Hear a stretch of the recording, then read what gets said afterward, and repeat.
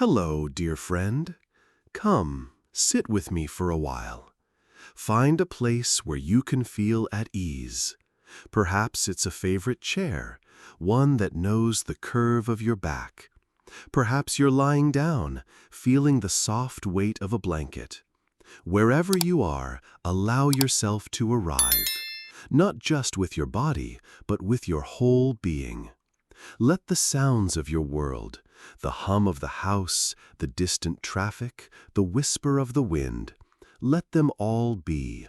They are a part of this moment. They are the music of now. Part 1. An invitation to stillness. Come, closer. Let the noise of the world fall away, just for a little while.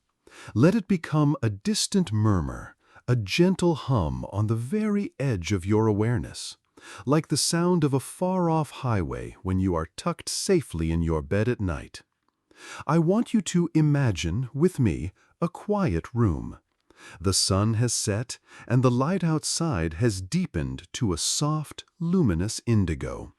Perhaps there is a single lamp lit, casting a warm, golden circle. Perhaps there are the faint, sweet embers of a dying fire, breathing softly in the hearth. This is a safe space, a hallowed space. It is a space outside of time, beyond the reach of demands and expectations. Find a comfortable chair in this room of your mind. Feel its solidness beneath you, the texture of the fabric against your skin. This chair has held many stories. It is ready to hold yours. Now, let us take a breath together. Not a deep, forceful breath, but a soft, easy one. A sigh of release. Breathe in, and just for a moment, be aware of the simple miracle of air filling your lungs. Breathe out, and feel a subtle letting go, a softening in the shoulders, a loosening in the jaw. You have been carrying so much for so long. Here, in this room, you can set it down. You can simply be. My name is not important. What is important is the journey we are about to take together. My own journey into this quiet landscape began in earnest after my 70th year. For decades, my life had been a symphony of doing, of building a career, of raising a family, of meeting deadlines, of chasing a horizon that always seemed to recede as I approached it. And then, one day, the music faded. The echoes of that busy life still resonated, but the orchestra itself had gone home. What was left was a profound and at first unsettling quiet. In that quiet, a question began to form, not in words, but as a feeling. A sense of standing in a vast, empty hall, wondering, is this all there is? The world I had known praised accumulation of wealth, of accomplishments, of memories, but I had come to a place where accumulation no longer held its promise. I was searching for a different kind of richness, one that could not be measured or displayed. It was in that search that I found my way to a set of truths so simple, yet so profound, they felt less like learning something new and more like remembering something ancient and essential. These were the timeless teachings of the Buddha, but they spoke to me not as a foreign religion, but as a universal language of the human heart. They didn't offer me escape. They offered me a way to finally, fully inhabit my own life, just as it was. They taught me that the golden years were not about looking back at a life well lived, but about learning to live well in the moments that remained. And that is the invitation I extend to you now, not to follow me, but to walk alongside me, to explore 25 of these truths that have become my compass, guiding me not to a final destination, but deeper into the grace of the present moment. These are not rules to be memorized, but seeds to be planted in the soil of your own experience. Together, we will weave a new tapestry of being, using 3 golden threads. The first thread is acceptance. This is not resignation. It is a courageous, clear-eyed embrace of life in its fullness. It is the wisdom to stop fighting with reality, to stop wrestling with what is. It is learning to flow with the great river of impermanence, finding a dynamic stability in the midst of change, much like a skilled sailor who uses the wind not to fight it, but to guide their vessel home. The second thread is mindfulness. This is the art of waking up to your own life. It is the simple, radical act of paying attention to the here and now without judgment. For so many years, we live in our heads, lost in the ghosts of the past or the phantoms of the future. Mindfulness is the gentle homecoming to the body, to the breath, to the tangible reality of this very moment. It is discovering the universe of sensation in a single cup of tea, the symphony of life in the sound of the rain. And the third, most luminous thread is compassion. This is the gentle, unconditional kindness that is the natural flowering of a mindful heart. And it begins with the person you have spent the most time with, yet perhaps know the least, yourself. We will learn to turn a warm, forgiving gaze inward, to befriend the parts of ourselves we have judged or ignored. From that inner wellspring of kindness, compassion will naturally flow outward, touching everyone and everything in our lives, healing the illusion that we are ever truly separate. This journey is a gentle one. There is no need to strive or force. There are no tests here, no final grade. The only requirement is a willingness to be curious, a willingness to be open. Some of these truths may resonate immediately, like a bell struck in the center of your being. Others may be seeds that lie dormant for a time, only to sprout when the conditions are right. Trust the process. Trust your own inner wisdom. Think of these words not as a lecture, but as a kind of music, a lullaby for the restless mind. Allow them to wash over you. Let them sink into the quiet places within you. There is a peace that surpasses all understanding, a peace that is not dependent on circumstances being perfect. It is your birthright. It is the deep, silent well at the center of your being. And these truths are simply pointers, fingers pointing back to that well. So let us take one more breath together, here in our quiet, lamplit room. Breathe in and feel the stillness. Breathe out and feel the space. The journey has already begun. It began the moment you chose to be here, to give yourself this gift of time and attention. You are ready. We are ready. Let us take the first step, not with our feet, but with our hearts. Part 2. The first truth.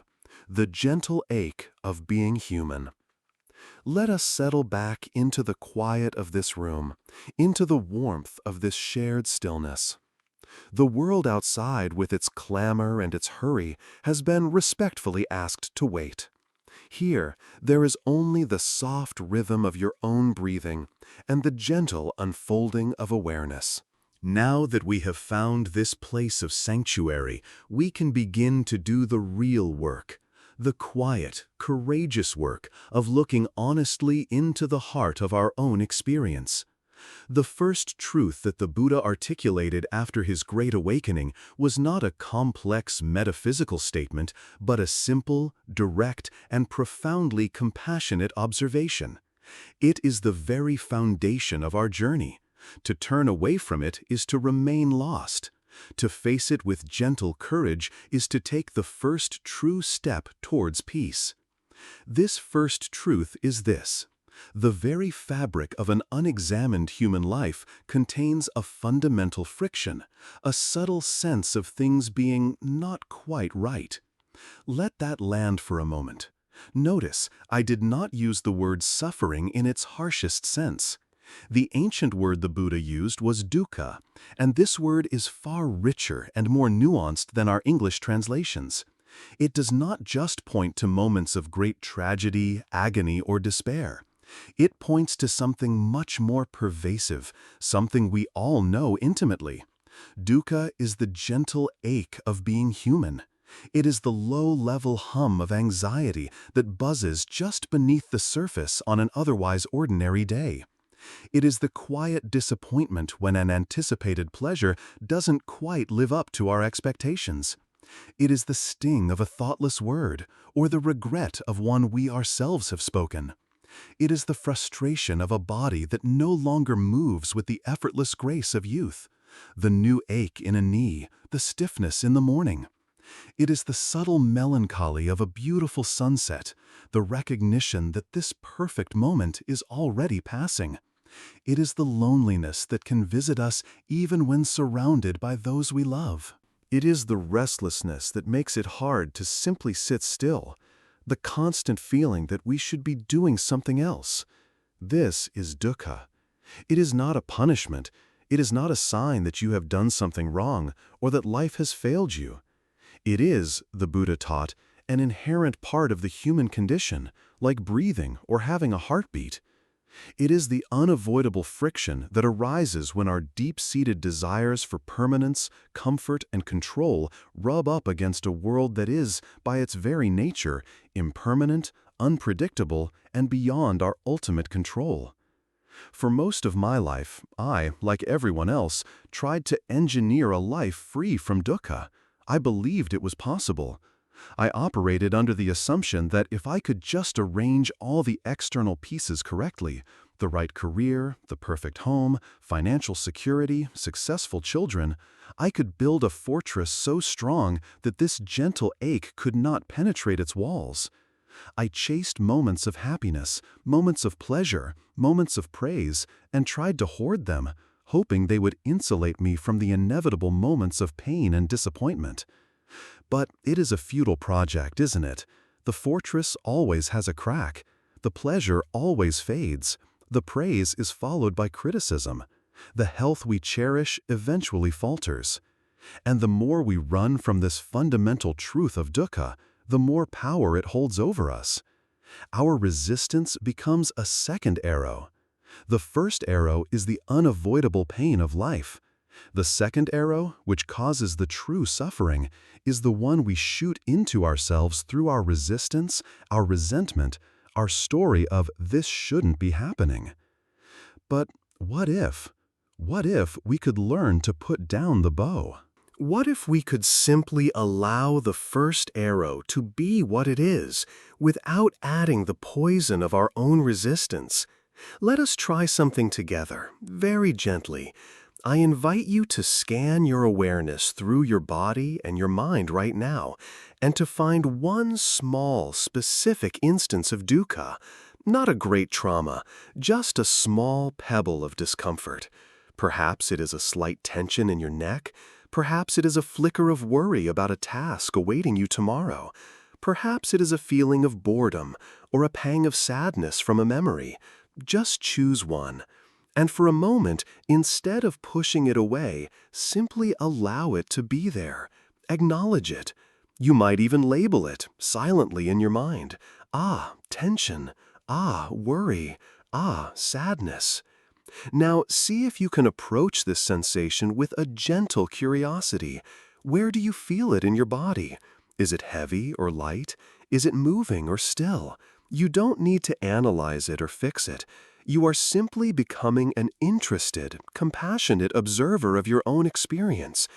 Imagine holding this small discomfort in the palm of your awareness as you would hold a small, frightened bird. You wouldn't crush it. You wouldn't throw it away. You would simply hold it gently, offering it the warmth and safety of your presence until it felt safe enough to fly away on its own. Can you offer this same gentle, spacious kindness to your own inner state? Can you breathe into it and whisper to yourself, "This is a moment of dukkha, and it's okay. I am here with it." This is the great paradox. The moment we stop fighting the discomfort, the moment we meet it with acceptance and kindness, it begins to lose its grip on us. The tension often softens. The worry reveals its insubstantial nature. The sadness is allowed to flow through us instead of getting stuck. The true suffering was never in the sensation itself, but in the desperate struggle against it. Accepting this first truth is not an act of pessimism.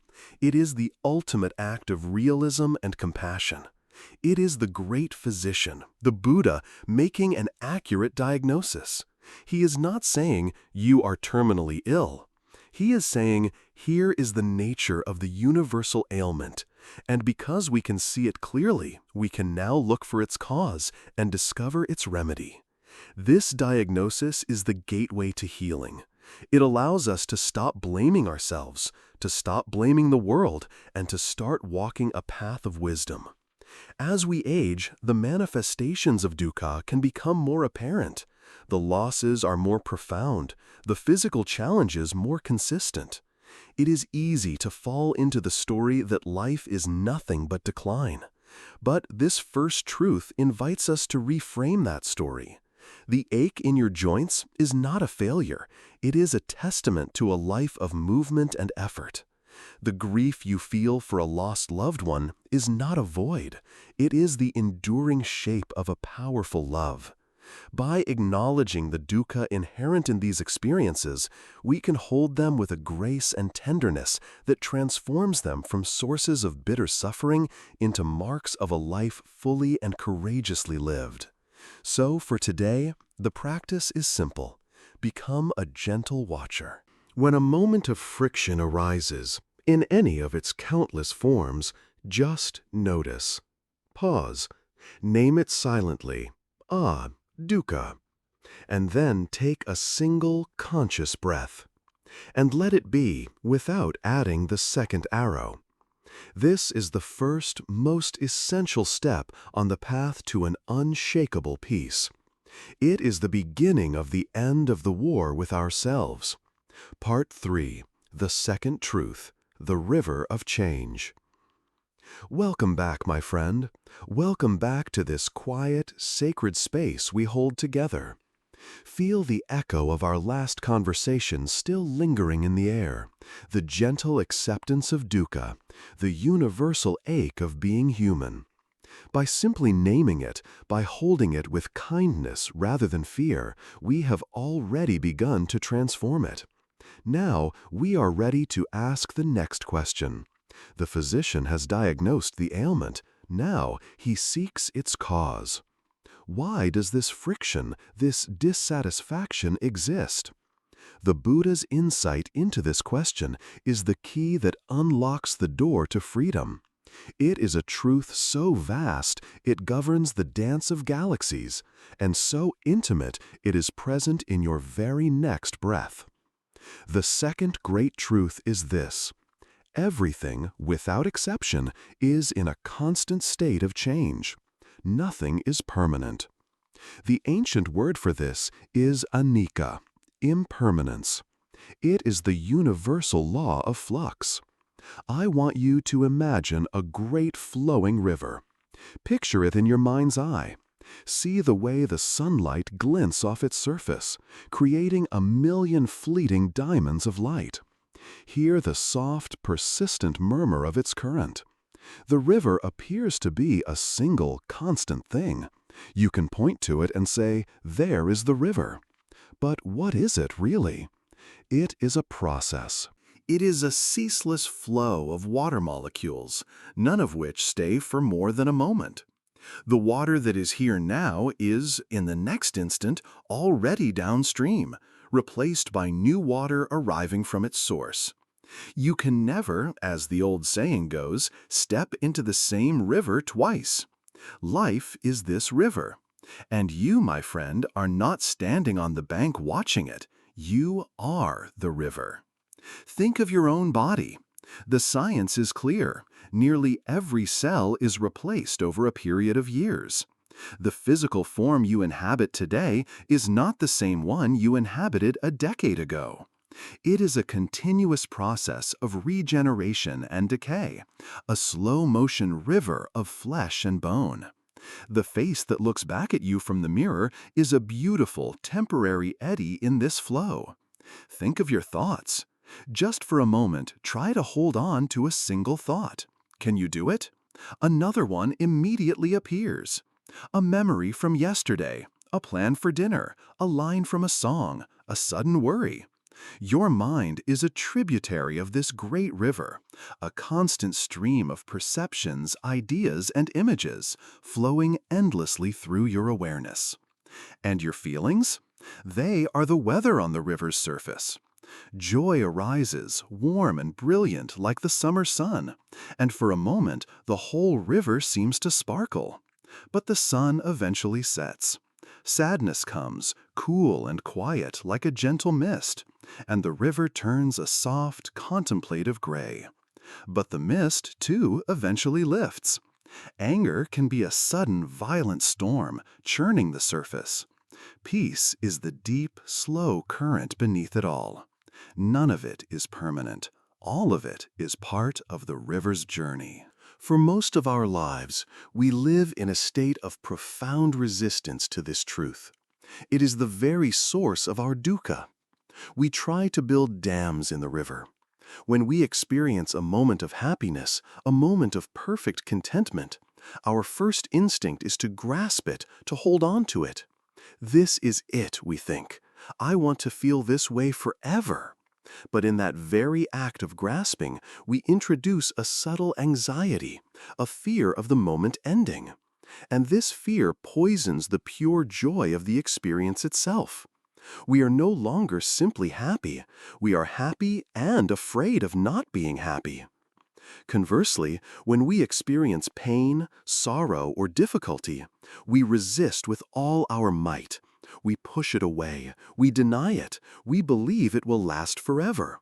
I can't bear this, we think. This will never end. And this resistance, this belief in the permanence of pain, is what turns a difficult moment into prolonged suffering. It is like trying to stop the river's flow with your bare hands, an exhausting and impossible task. Our deepest suffering, especially as we age, comes from clinging to a fixed idea of who we are. We build our identity on snapshots taken along the riverbank. I am a healthy person. I am a successful lawyer. I am a mother. I am a man in his prime. These are our dams, our attempts to freeze the river. But the river of life pays no attention to our dams. It simply flows. The career ends. The children grow up and leave home. Our health changes. Our strength wanes. And if our entire identity is invested in that one frozen snapshot, we feel as though we are being destroyed. We feel as though we have lost ourselves. But you have not lost yourself. You have only lost a temporary label. The river, your true, flowing essence, is still here. Embracing the truth of anicca is the secret to navigating these changes not as a series of devastating losses, but as the natural, graceful unfolding of a life. Let us try a gentle reflection together. Close your eyes if you feel comfortable. Bring to mind an image of yourself as a small child. See the hope in those young eyes, the boundless energy in that small body.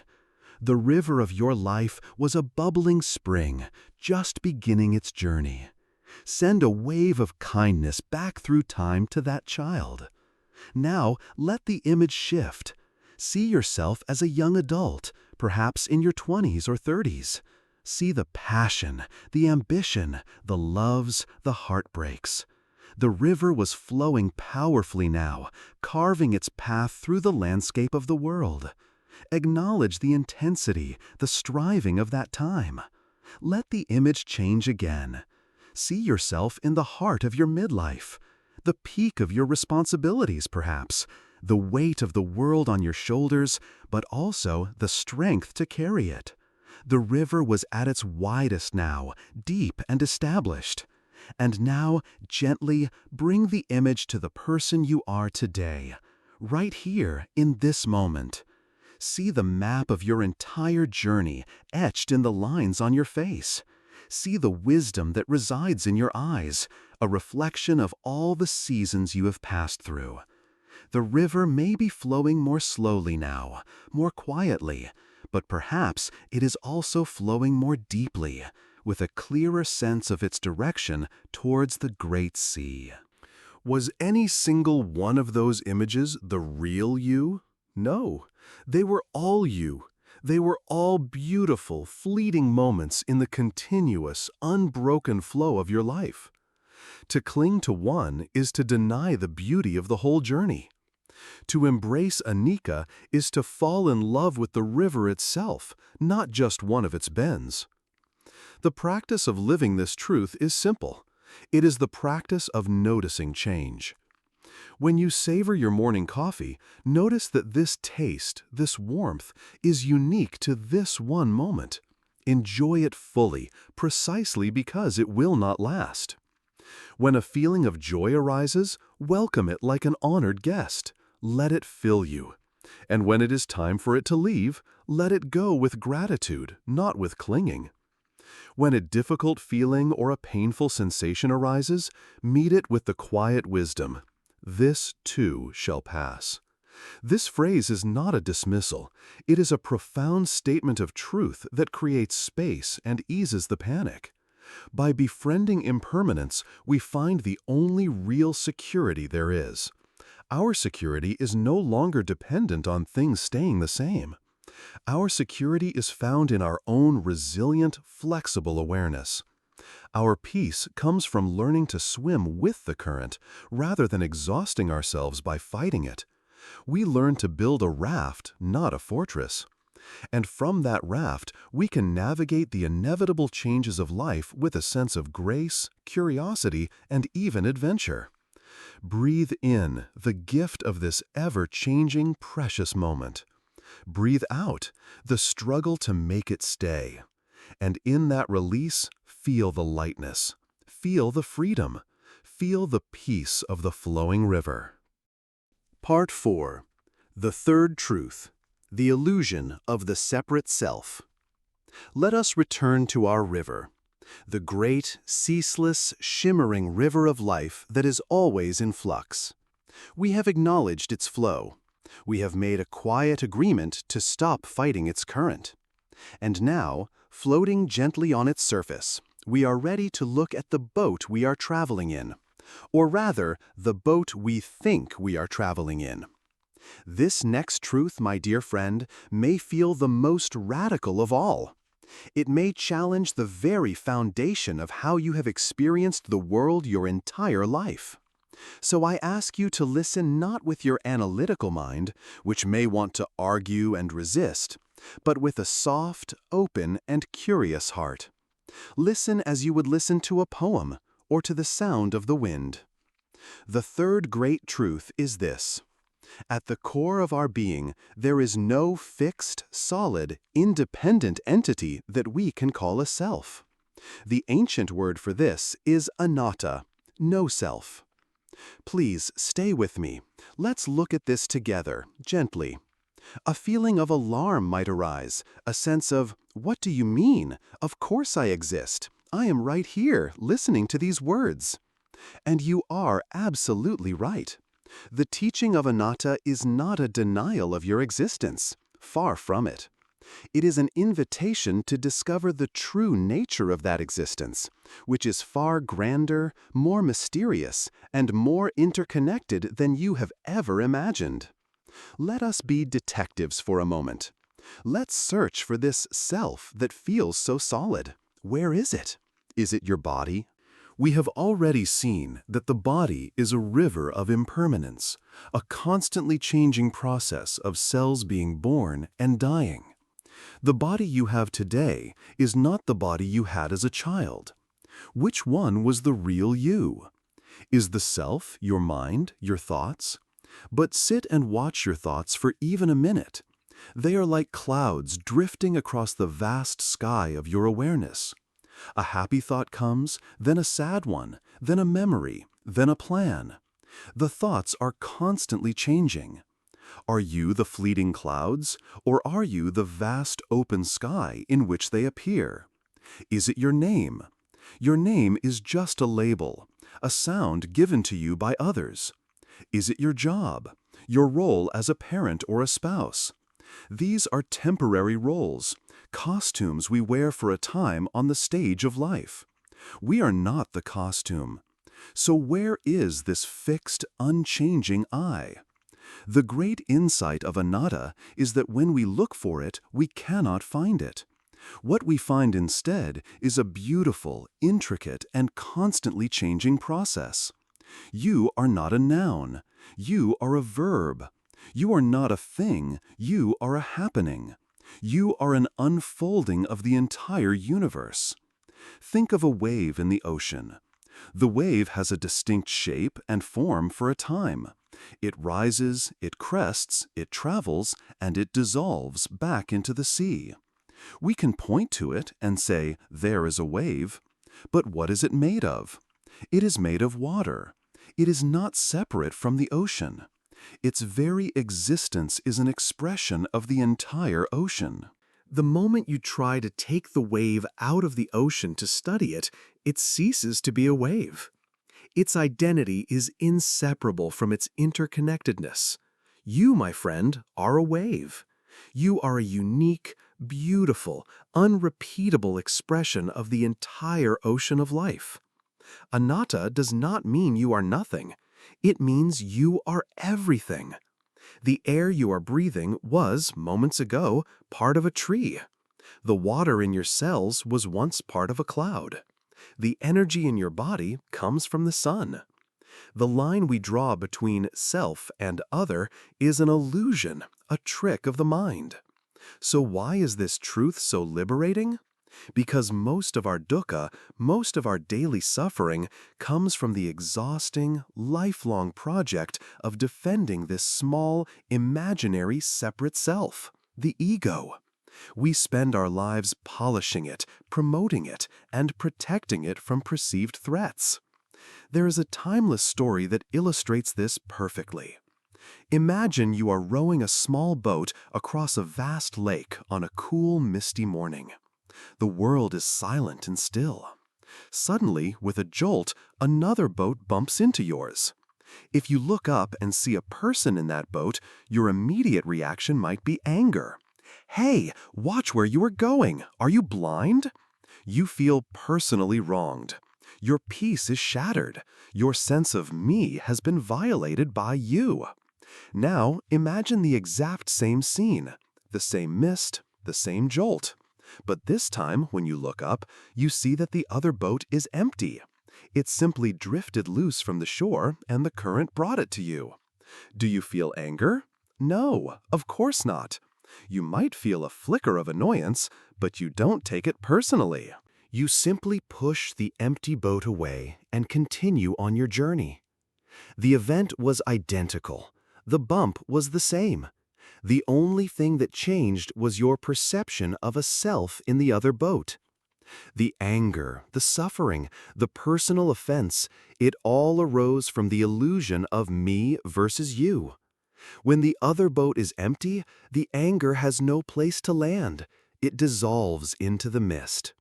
This, my dear friend, is the entire practice. This is the journey we are on together. We are learning, gently and patiently, how to live as that empty boat. Not empty of life or love or joy, but empty of that rigid, defensive, fearful ego that takes everything so personally. When someone speaks a harsh word to you, instead of reacting with instant defense, you can pause and see that their boat is simply adrift, tossed about by the waves of their own dukkha. Their words are not an arrow aimed at your heart. They are a reflection of the storm in their own. From your empty boat, you can respond not with anger, but with the spaciousness of compassion. When you receive praise, you can enjoy it, but you don't have to cling to it as proof of your worth. It is just a pleasant breeze. When you receive criticism, you can listen for any truth it may contain, but you don't have to let it capsize you. It is just the wind changing direction. Living as the empty boat is the secret to aging with grace. It frees you from the exhausting need to be right, to be seen in a certain way, to maintain a flawless image. It allows you to be authentic, to be vulnerable, to be simply human.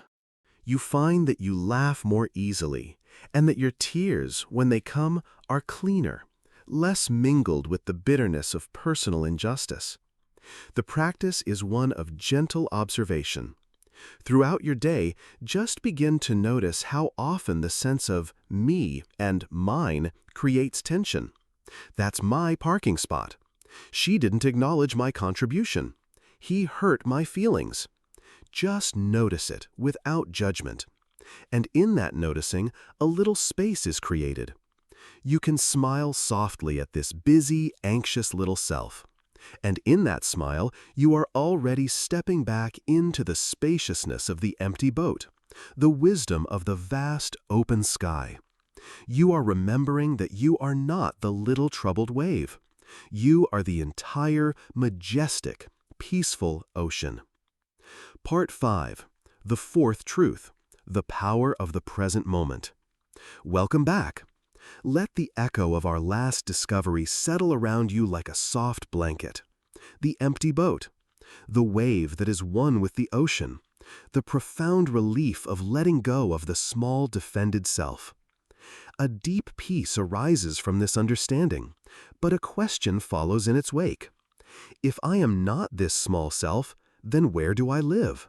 Where do I place my feet? Where do I find my home? The fourth great truth provides the answer. It is an answer so simple that we overlook it 1,000 times a day, and yet it is the only answer that has ever truly existed. It is the destination of all spiritual journeys, the secret hidden in plain sight. The fourth truth is this: the only time that is real, the only place where life ever happens, is this present moment, right now, this very instant. As you read these words, as you feel the gentle rise and fall of your own chest, as you hear the subtle sounds in the room around you, this is it. This is life. There is nowhere else it can be. Think of your life. We speak of it as a long line, stretching from the past into the future. But that is just a concept, a story we tell ourselves. The past does not exist. It is a collection of memories, of ghostly images and faded emotions that you are recreating in your mind right now. The joys and sorrows of yesterday are not happening anymore. They are phantoms. To live in them is to be haunted by ghosts of your own making. The future does not exist either. It is a projection, a fantasy, a web of hopes and fears that you are weaving in your mind right now. The anxieties about tomorrow, the plans for next week, the dreams for next year, they are all mental constructs. They are not real. To live in them is to chase a mirage in a desert, forever thirsty, never arriving. The only point of power, the only place of reality, is the now. Eckhart Tolle, a great modern teacher, calls this the power of now. In the Buddhist tradition, it is the very heart of the practice of mindfulness. Mindfulness is not a complicated technique. It is simply the art of remembering to come home. It is the gentle, intentional act of bringing your full awareness to this present moment just as it is, without wishing it were different. Why is this so powerful? Why is this the key to unlocking all the other truths? Because in the present moment, as it is purely experienced, there is no problem. Let's test this. Right now, in this very second, not the story about the second, but the raw reality of it. Are you okay? Forget about your worries about your health for a moment. Forget about the arguments you had yesterday. Forget about the bill that is due next week. In the stark simplicity of this single inhalation and this single exhalation, is there a fundamental problem? Or is there just breathing? Is there just the feeling of the chair beneath you? Is there just the light entering your eyes? The problems are almost always products of time. They are rooted in a memory of the past or a fear of the future. The suffering is created by the mind leaving the now and traveling to these unreal realms. When you are feeling anxious, where is your mind? It is in the future, rehearsing a catastrophe that has not happened. When you are feeling regretful, where is your mind? It is in the past, reliving a moment that is gone forever. The suffering is not in the present moment itself, it is in our flight from it. To return to the now is to step out of the turbulent river of mental chatter and onto the solid ground of reality. It is an act of profound sanity. It is the difference between reading the menu and actually tasting the food. For most of our lives, we are just reading the menu, thinking about life, analyzing life, judging life, planning life. Mindfulness is the invitation to finally taste your life, to feel the texture of it, the flavor of it, the temperature of it, directly. This does not mean we become incapable of planning or learning. On the contrary, We learn from the past most effectively when we can look at it from the calm, stable platform of the present without being emotionally hijacked by it. We plan for the future most wisely when we do so from a place of present moment clarity, not from a place of fear. But then, once the learning is done, once the plan is made, we return home. Home is now. The practice of mindfulness is a practice of gentle return over and over again. It is a training of the attention. For decades, our minds have been trained to wander, to be anywhere but here. So we must be patient as we retrain this wild, beautiful mind. We must be as kind to it as we would be to a small puppy we are teaching to sit. We don't beat the puppy when it runs off. We gently, lovingly guide it back. When you notice your mind has wandered into worry, the moment of noticing is a moment of victory. That is mindfulness shining its light. You can say to yourself softly, "Ah, worrying," and then gently guide your attention back to the feeling of your breath. When you find yourself lost in a loop of regret, you notice it, "Ah, remembering," and you gently guide your awareness back to the sounds in the room.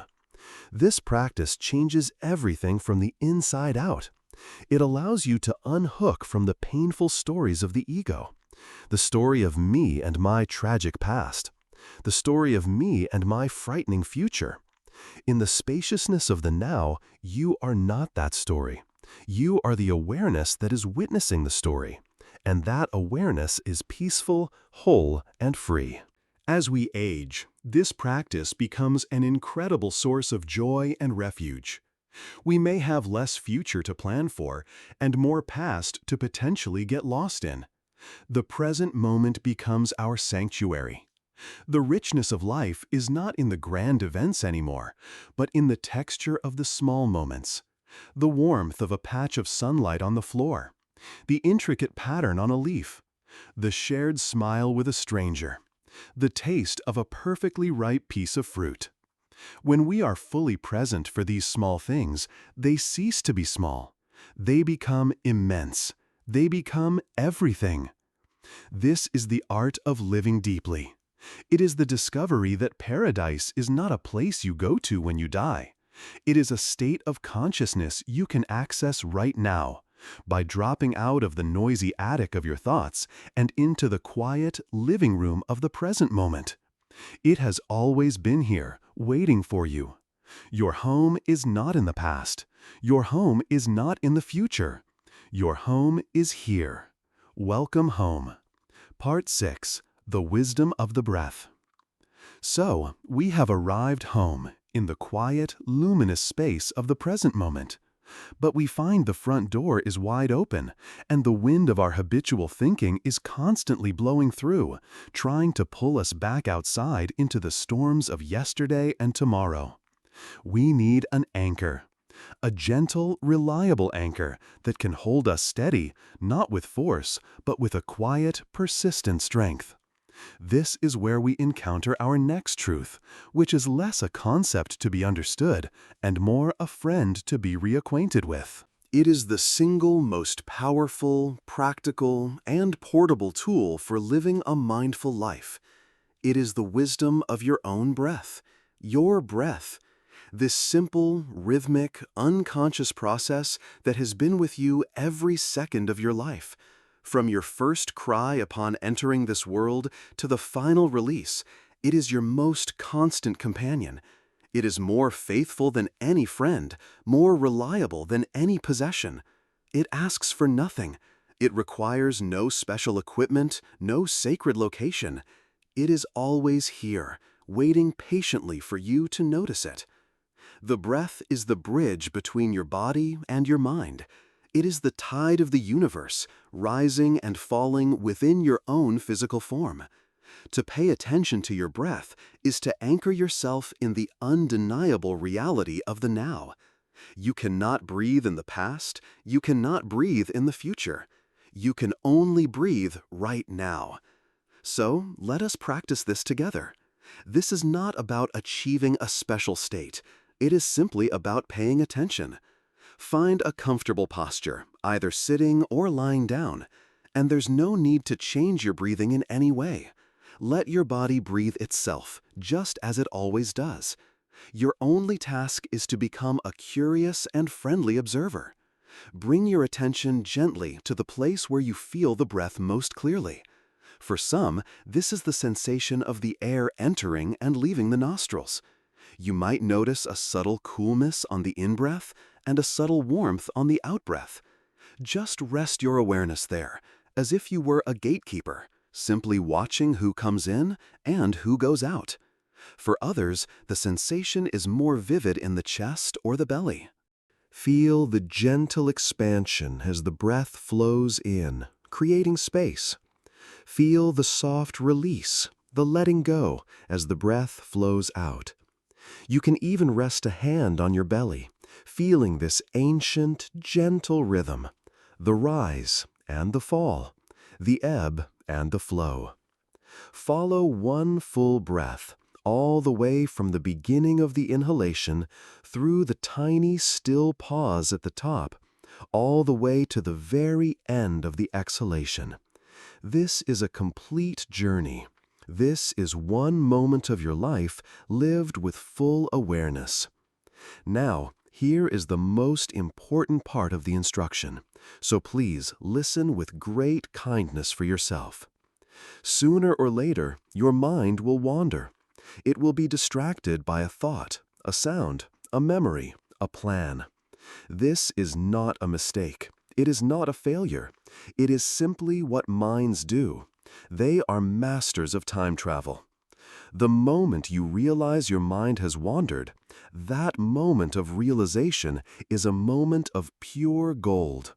That is the moment of mindfulness waking up.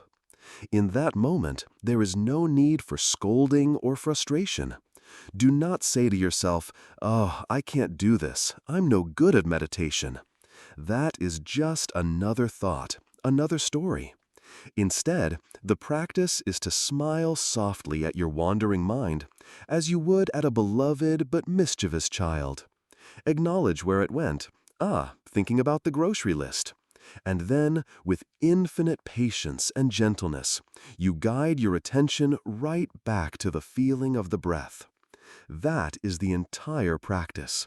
Wandering away, gently noticing, gently returning, over and over and over again. This is not a failure. This is the exercise itself.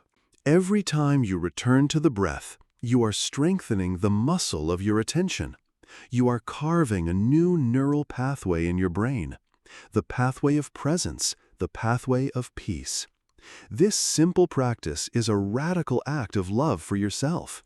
In a world that constantly demands you be somewhere else, thinking about something else, you are choosing, just for a few moments, to be right here, to be with yourself, to be home.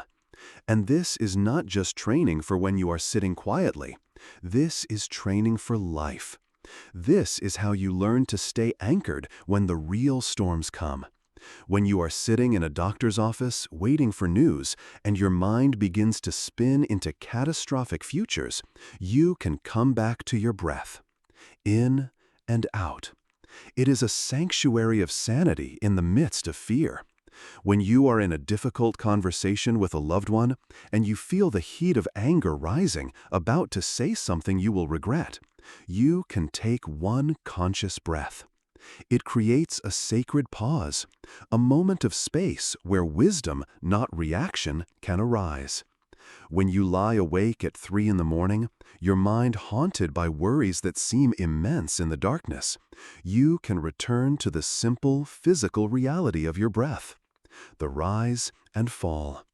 It soothes the nervous system. It reassures your primal brain that in this moment, you are safe. Your breath is your wisest teacher and your most faithful friend. It is always pointing you back home, to the only place life exists, right here, right now. It asks only for your attention. Trust it, rest in it. Let it carry you through the moments of your day. With each conscious inhalation, you are receiving the gift of life. With each conscious exhalation, you are letting go of what you no longer need. It is the simplest, most profound practice in the world, and it is yours always. Part 7, Acceptance of the Aging Body. Let us settle back into the quiet rhythm of the breath, our faithful anchor in the present moment. Feel its gentle tide, rising and falling, a constant reminder that we are alive, right here, right now. From this safe harbor, we can begin to explore a territory that, for many of us, is fraught with difficulty, resistance, and sorrow. We can turn our gentle, mindful awareness towards the very vessel of our life's journey, our own body. Our culture, in its obsession with youth and perfection, teaches us to see the aging body as an enemy. It is a project to be managed, a problem to be solved, a decline to be fought with every cream, procedure, and desperate effort we can muster. We are taught to be at war with the natural process of time. But a life lived at war is an exhausting life, and it is a war that can never be won. The wisdom traditions offer us a different path, a path of peace, a path of homecoming. This path begins with a radical shift in perspective. Your body is not your enemy. It is not a machine that is failing. Your body is your most loyal and intimate companion. It is your home in this universe. For 70, 80, or even 90 years, it has served you tirelessly. It has carried you through every single joy, every heartbreak, every triumph, and every challenge. It is a living museum of your entire life, and it deserves not your resentment, but your reverence. Look at the lines on your face in the mirror. Our society calls them wrinkles, flaws. But what if they are a map of your laughter, a testament to every time your face crinkled in delight? What if they are the riverbeds carved by your tears, marking the profound love and loss that have deepened you as a human being? Look at the scars on your skin. They are not imperfections. They are stories of survival, reminders of moments when you fell and got back up, when you were broken and you healed. Look at the age spots on your hands. What if they are not blemishes, but tiny, earthy constellations, marking the countless times those hands have worked, created, comforted, and held another's? And the aches, the stiffness, the new limitations. This is perhaps the most difficult part. It is easy to feel betrayed by a body that no longer moves with the ease and strength we once took for granted. But what if that ache in your joints is the echo of millions of steps you have taken, of children you have lifted, of gardens you have tended, of a life fully and actively lived? It is not a sign of failure, it is a mark of service. The practice here is to bring the same gentle, curious, non-judgmental awareness we cultivated for the breath directly into the sensations of the body. Let's try this now, in a small way. Find a place in your body that is calling for your attention. Perhaps it is a slight stiffness in your back, a dull ache in your hip, or a feeling of fatigue. Instead of the habitual mental reaction, "Oh, my bad back is acting up again, I hate this feeling," see if you can pause that story. Just for a moment, approach the raw sensation itself with the curiosity of a scientist and the kindness of a friend. Breathe, and as you breathe, bring your awareness directly into that part of your body. What does the sensation actually feel like beneath the label of pain or stiffness? Is it warm or cool or neutral? Is it a sharp, tingling feeling or a dull, heavy one? Is it constant or does it pulse and change? You do not need to answer these questions with words. Just explore with your awareness. And as you do, continue to breathe into the sensation. Imagine your breath is a warm, golden light full of space and kindness. Imagine it flowing to that area of discomfort, surrounding it, holding it gently. You are not trying to force it to go away. You are simply changing your relationship to it. You are shifting from resistance to acceptance, from hostility to hospitality. You are saying to that part of your body with your attention, "I am here with you. I am listening. It's okay." You may be amazed at what happens. Often, when we stop tensing against a sensation, when we stop pouring the fuel of our fear and hatred onto it, the sensation itself softens. It loses its sharp, menacing edge. The physical sensation might still be there, but the suffering around it begins to dissolve. The second arrow, the arrow of our mental anguish, has been removed. This is the art of befriending your body. It is also the art of listening to it. Your body's needs are changing. It is speaking to you in a new language. Perhaps it is asking for more rest. Perhaps it is asking for gentler forms of movement, stretching, tai chi, a slow walk in nature. Perhaps it is asking for different kinds of food. To listen to these needs and to honor them is not a sign of weakness. It is an act of profound wisdom and self-respect. And finally, celebrate what your body can do. It can still feel the warmth of the sun on your skin. It can still taste the sweetness of a fresh strawberry. It can still feel the profound comfort of a hug from someone you love. Its senses are still gateways to the beauty of the present moment. Its heart is still beating, a faithful drum that has kept the rhythm of your life without fail. Shift your focus from what has been lost to what remains. Your body is not a monument to your past youth.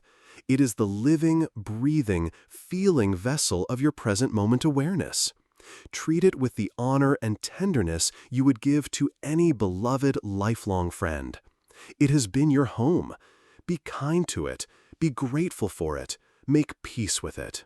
This peace is a deep and abiding joy available to you right now. Part 8. The Art of Letting Go. Let us find our way back to that quiet inner room. Let us find our anchor in the gentle, steady rhythm of the breath. In our last meeting, we brought this gentle awareness to our physical selves, learning to soften our resistance to the natural story of aging. In doing so, we have already begun to practice the profound and life-altering art of letting go. Imagine for a moment that you are a traveler on a long journey. Strapped to your back is a heavy pack, one you have been carrying for so long you've almost forgotten its weight. Inside this pack are stones you have collected along the way. There is the heavy, jagged stone of a past regret. There is the smooth, cold stone of a grudge you've held against someone for years. There are the countless little pebbles of worry about a future that has not yet arrived. You walk hunched over, exhausted by the load, yet you cling to it because it is all you have known. The art of letting go is the simple, courageous realization that you can stop, shrug the heavy pack from your shoulders, open it up, and decide, stone by stone, what is no longer worth carrying. Our minds, by their very nature, are designed to grasp. In Pali, the language of the Buddha, this is called apadana, clinging or attachment. We cling to everything. We cling to pleasant experiences, desperately trying to freeze them in time, which paradoxically robs them of their joy by introducing the fear of their ending. We cling to painful experiences, replaying them in our minds like a movie on a loop, keeping the wound fresh and bleeding long after the initial hurt has passed. We cling to our opinions, our beliefs, our identity, fighting to the death to prove that we are right. We cling to our expectations of how life should be, and then suffer deeply when reality inevitably presents us with something different. This clinging, this constant mental clenching, is the source of our deepest tension. It is the root of our anxiety and our exhaustion. I want you to try something with me now. Make a fist with one of your hands. Clench it tightly. Imagine you are holding on to one of your most persistent worries. Feel the tension in your fingers, in your wrist, in your forearm.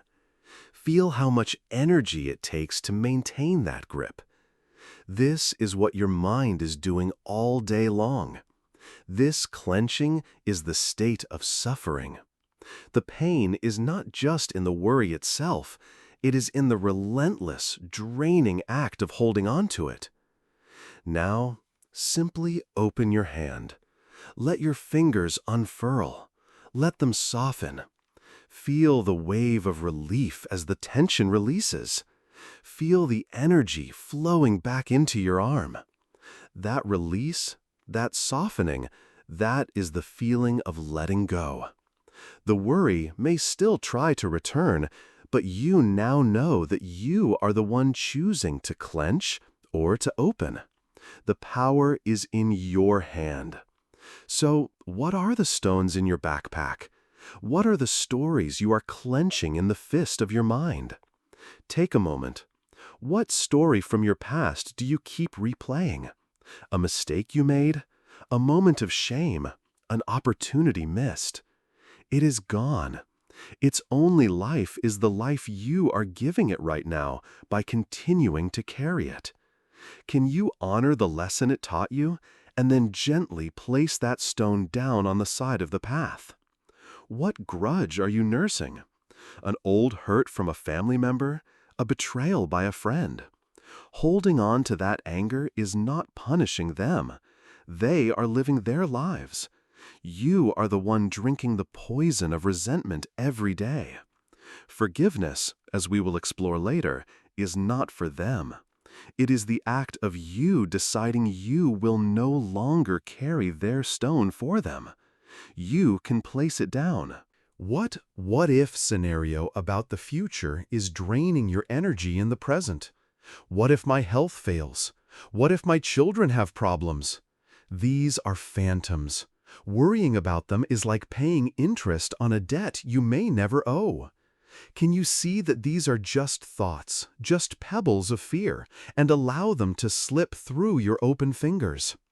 The practice of letting go is intimately tied to your breath. Your breath is the perfect teacher of this art. Every exhalation is a natural letting go. You can use this rhythm intentionally. When you notice your mind clenching around a painful thought or a worry, you can practice this. Breathe in and acknowledge what you are holding. Silently say to yourself, breathing in, I know I am holding on to this story of regret. Breathe out and consciously imagine your hand opening, your grip softening. Breathing out, I release my grip. I let it go. You may have to do this 100 times in a single hour. That is not a sign of failure. It is a sign that you are dedicated to your own freedom.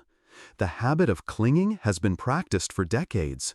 The art of letting go is a new skill. Be patient. Be kind. Every single time you choose to open your hand instead of clenching it, you are rewriting the story of your life. It is crucial to understand that letting go is not the same as apathy or indifference. It does not mean you stop caring. In fact, it means you care so much about your own peace and the well-being of others that you refuse to be weighed down by toxic, useless baggage. It means you act with wisdom and love, but you release your white-knuckled grip on the outcome.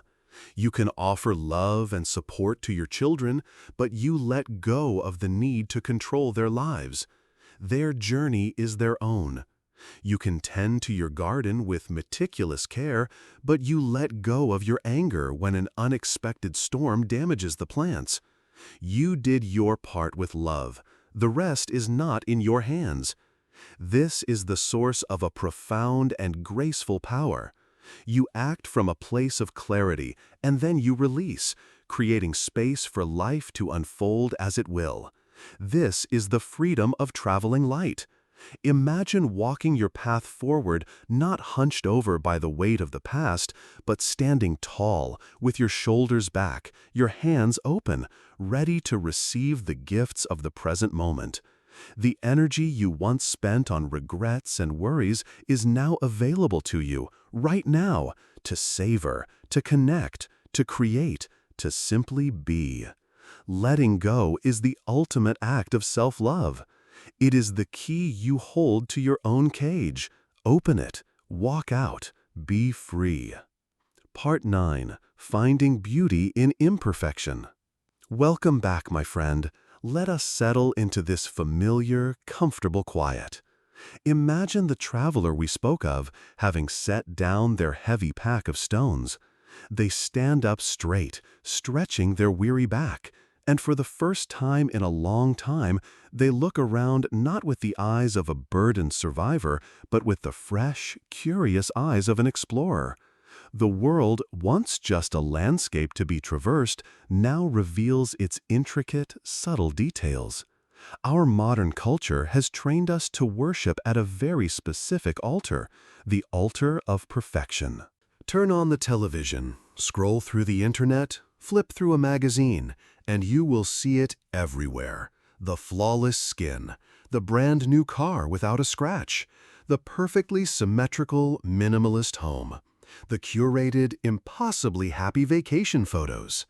We are taught that beauty is something new, shiny, smooth, and complete. But this is such a narrow and ultimately fragile kind of beauty. It is a beauty that creates constant anxiety, for it is a beauty that cannot last.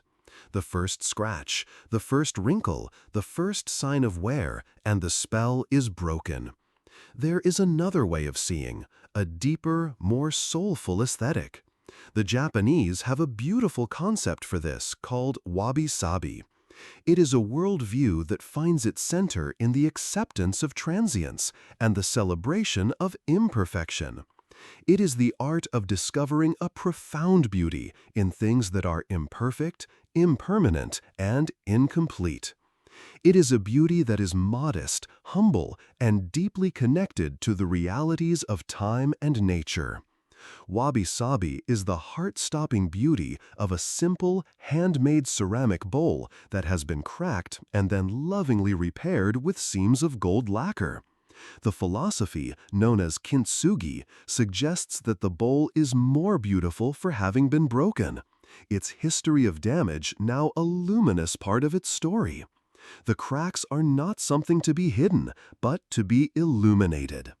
Wabi-sabi is the quiet dignity of a weathered wooden fence, its grains softened by years of sun and rain, telling a story that a new, perfectly painted fence never could. It is the comfortable charm of a beloved armchair, its fabric faded and worn in the exact places where you and your loved ones have rested for years. It is the poignant beauty of a single wilting flower in a vase, its drooping petals a graceful acceptance of the cycle of life and death. This is a beauty of authenticity, not of artifice. It has character. It has soul. It whispers stories to those who are quiet enough to listen. To live with a wabi-sabi heart is to let go of the exhausting, impossible pursuit of flawlessness. It is to make peace with the messy, unpredictable, beautifully imperfect nature of life itself. And this, my friend, is where this profound aesthetic becomes a key to our own inner peace. We can apply this lens of compassionate acceptance to our own lives. Think of your home. Is it a little cluttered at times? Does it show signs of wear and tear? Good. It means it is a home that is truly lived in, a vessel for the beautiful chaos of family, of hobbies, of life. It is not a sterile museum. It is a warm, breathing nest. That is its beauty. Think of your life's journey. Did it follow the straight, perfect path you once planned? Or was it full of unexpected detours, crooked turns, and surprising landscapes? The unique, unrepeatable, and sometimes difficult path you have actually walked is your own personal kintsugi. The places where you were broken and healed are your seams of gold. That is where your true strength, your unique wisdom shines through. And, most importantly, turn this gentle, appreciative gaze upon yourself. Look in the mirror. You are not a statue to be polished to perfection. You are a human being, softened and shaped by time. The body you inhabit has its own history, its own beautiful imperfections. The mind you possess has its own quirks, its own scars. You have made mistakes. You have been foolish at times. You have not always lived up to your own ideals. Welcome to the human race. Can you see the wabi-sabi in yourself? Can you see that your imperfections are not a sign of failure, but a sign of a life that has been bravely and fully engaged with? The experiences that you may have once labeled as your greatest shames or regrets are often the very experiences that have carved out the deepest capacity for compassion in you. Your vulnerability is not a weakness. It is an opening through which love can flow, both in and out. The practice of finding this beauty is a practice of shifting your perception. It is an invitation to see with new eyes. I invite you to become a collector of imperfect beauty today. Look for it. You will find it. You will find it in the crack in the sidewalk where a determined green shoot is pushing its way towards the sun. You will find it in the rich patina of an old beloved wooden spoon in your kitchen. You will find it in the comfortable, easy silence between you and a friend, a silence that doesn't need to be perfectly filled with chatter. When you stop chasing the exhausting illusion of perfection, you open yourself to the quiet, profound beauty that is already, always, all around you. You fall in love not with the idea of how things should be, but with the deep, soulful reality of how they are.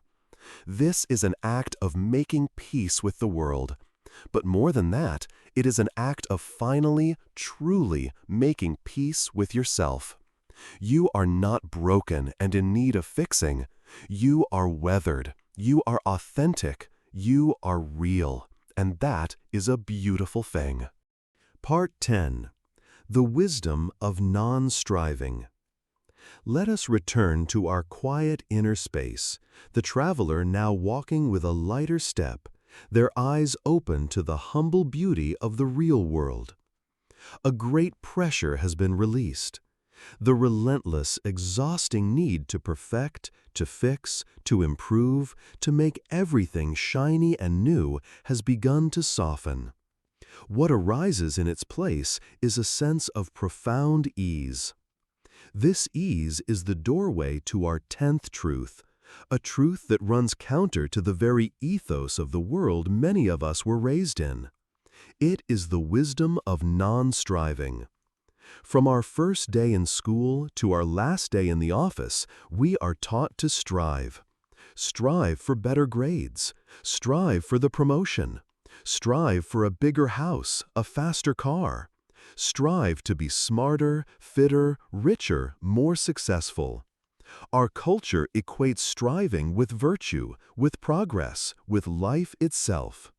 And let us be clear, this engine of striving can achieve great things. It can build bridges and cure diseases and put a person on the moon. It has likely served you well in your own life, helping you to build a family and a career. But if striving is the only mode we know, it becomes a kind of prison. A life of constant striving is a life of constant tension.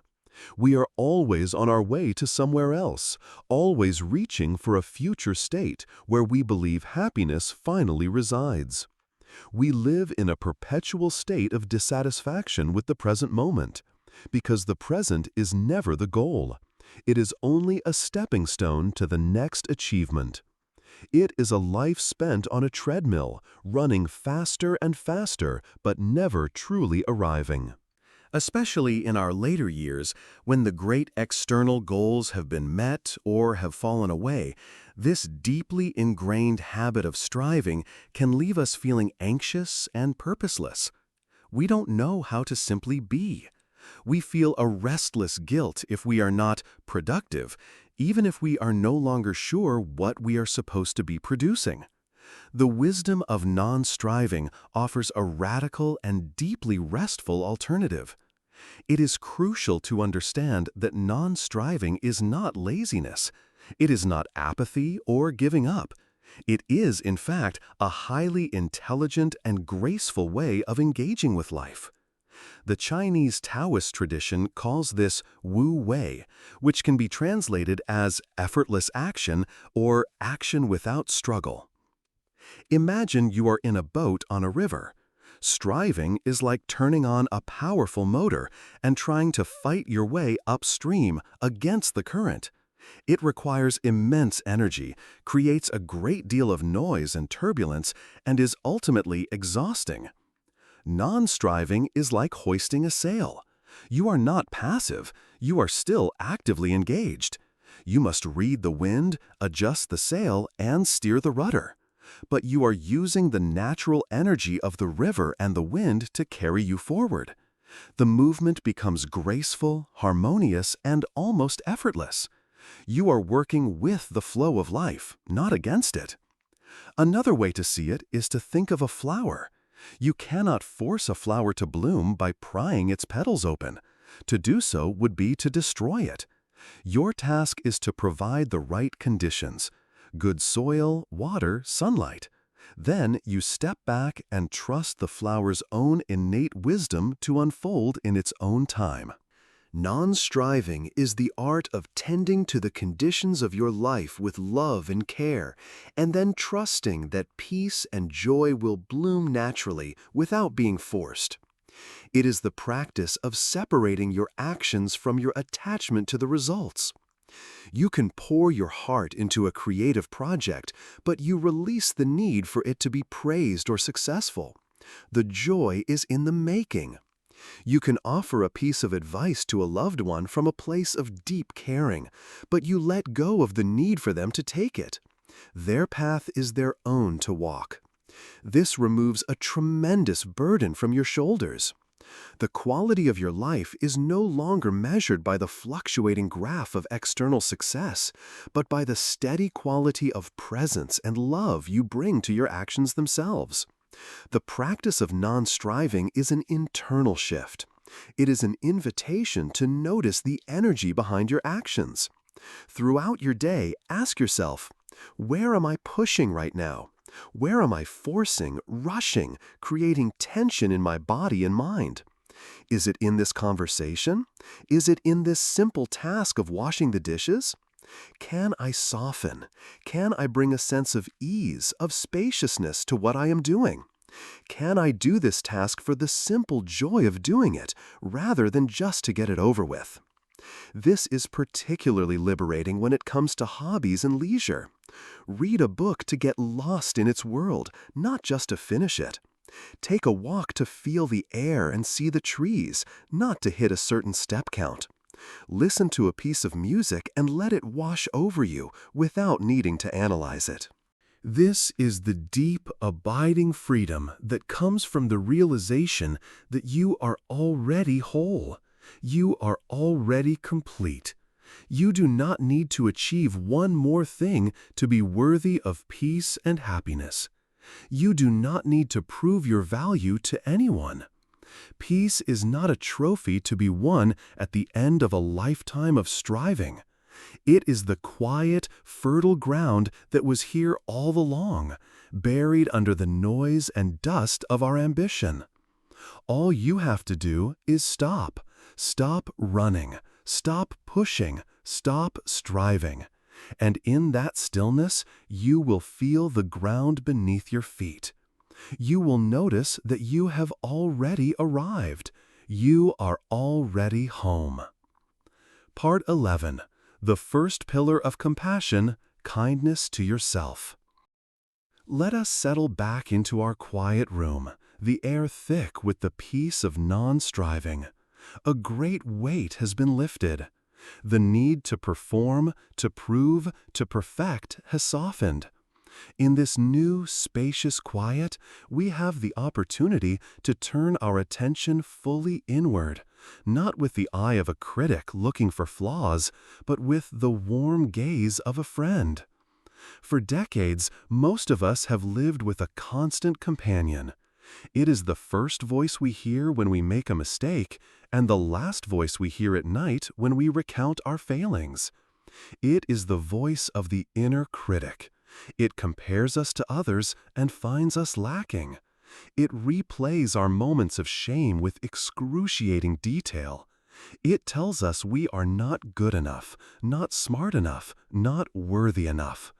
It is a harsh, relentless, and unforgiving taskmaster.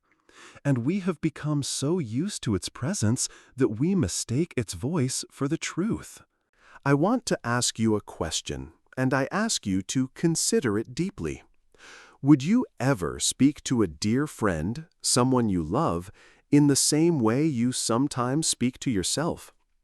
If your friend made a mistake, would you call them stupid or worthless?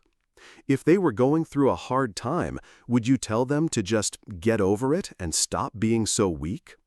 Of course not. You would offer them warmth. You would offer them perspective. You would offer them your unconditional kindness. So why do we refuse to offer this same fundamental courtesy to ourselves? This brings us to the heart of our 11th truth, a practice so powerful it can heal the oldest wounds and transform your entire relationship with yourself. It is the practice of self-compassion.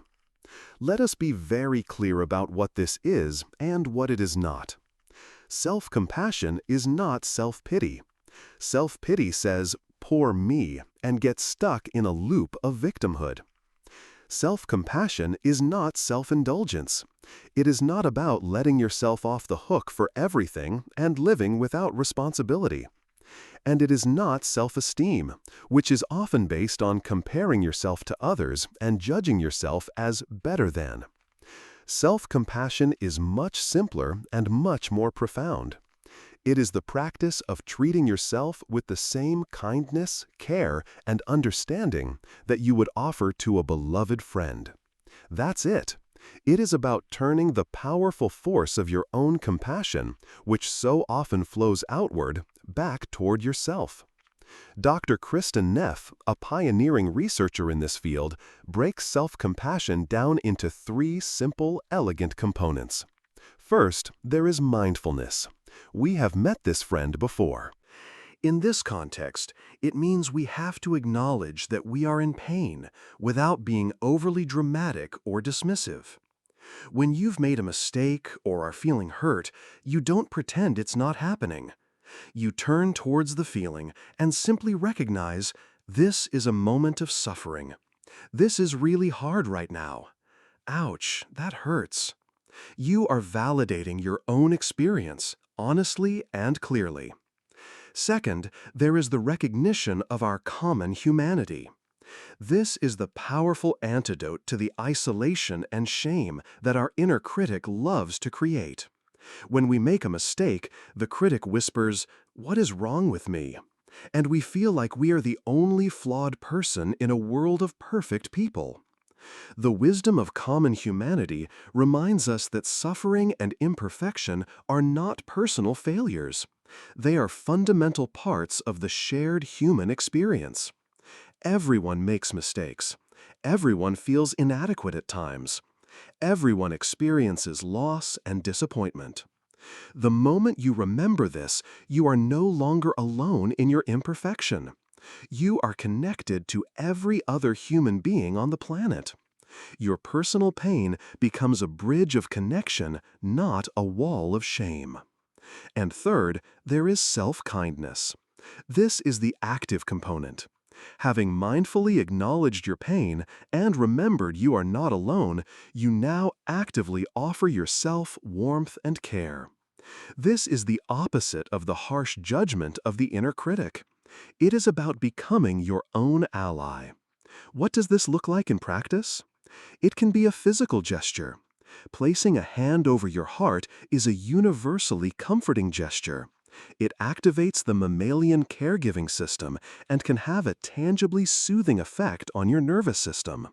Feel the warmth of your own hand. It is the gesture of a friend. It can be a set of phrases you say to yourself, silently or out loud. Find words that resonate with you. It might be, "It's okay, my friend. You're doing the best you can." This is a difficult moment, but it will pass. May I be kind to myself in this moment. May I give myself the compassion that I need. And it can be an active question. What do I need right now, in this moment of difficulty? Not what do I want in a self-indulgent way, but what do I truly need? Perhaps you need to make a cup of tea and sit quietly for 5 minutes. Perhaps you need to step outside for a breath of fresh air. Perhaps you need to forgive yourself for not being perfect. Learning to listen to and respond to your own needs with gentle care is a revolutionary act of self-love. This practice is not about becoming weak. It is the source of true emotional strength and resilience. When you can meet your own failures and imperfections with self-compassion, you are no longer terrified of making mistakes. This gives you the courage to try new things, to be vulnerable, to live more fully. When you fall, you know how to pick yourself up with kindness rather than staying down and beating yourself up. This is the foundation upon which all other compassion is built. There is an old saying, "You cannot pour from an empty cup." For years, many of us, especially in our roles as parents and caregivers, have been trying to do just that, pouring out our energy and care for others while leaving our own cup empty, our own needs unmet. Self-compassion is the art of filling your own cup. And when your cup is full, it will naturally, effortlessly overflow with kindness for everyone around you. The relationship you have with yourself is the longest and most important relationship of your life. It is time to make it a friendship. Part 12. The second pillar of compassion, kindness to others. Welcome back to our sanctuary of quiet reflection. We have spent some time learning the courageous and tender art of turning kindness inward. We have begun to fill our own cup. Now we will feel the warmth from that cup begin to spill over, extending its light to the world around us. This 12th truth introduces us to a practice known as metta, an ancient Pali word that translates to loving kindness.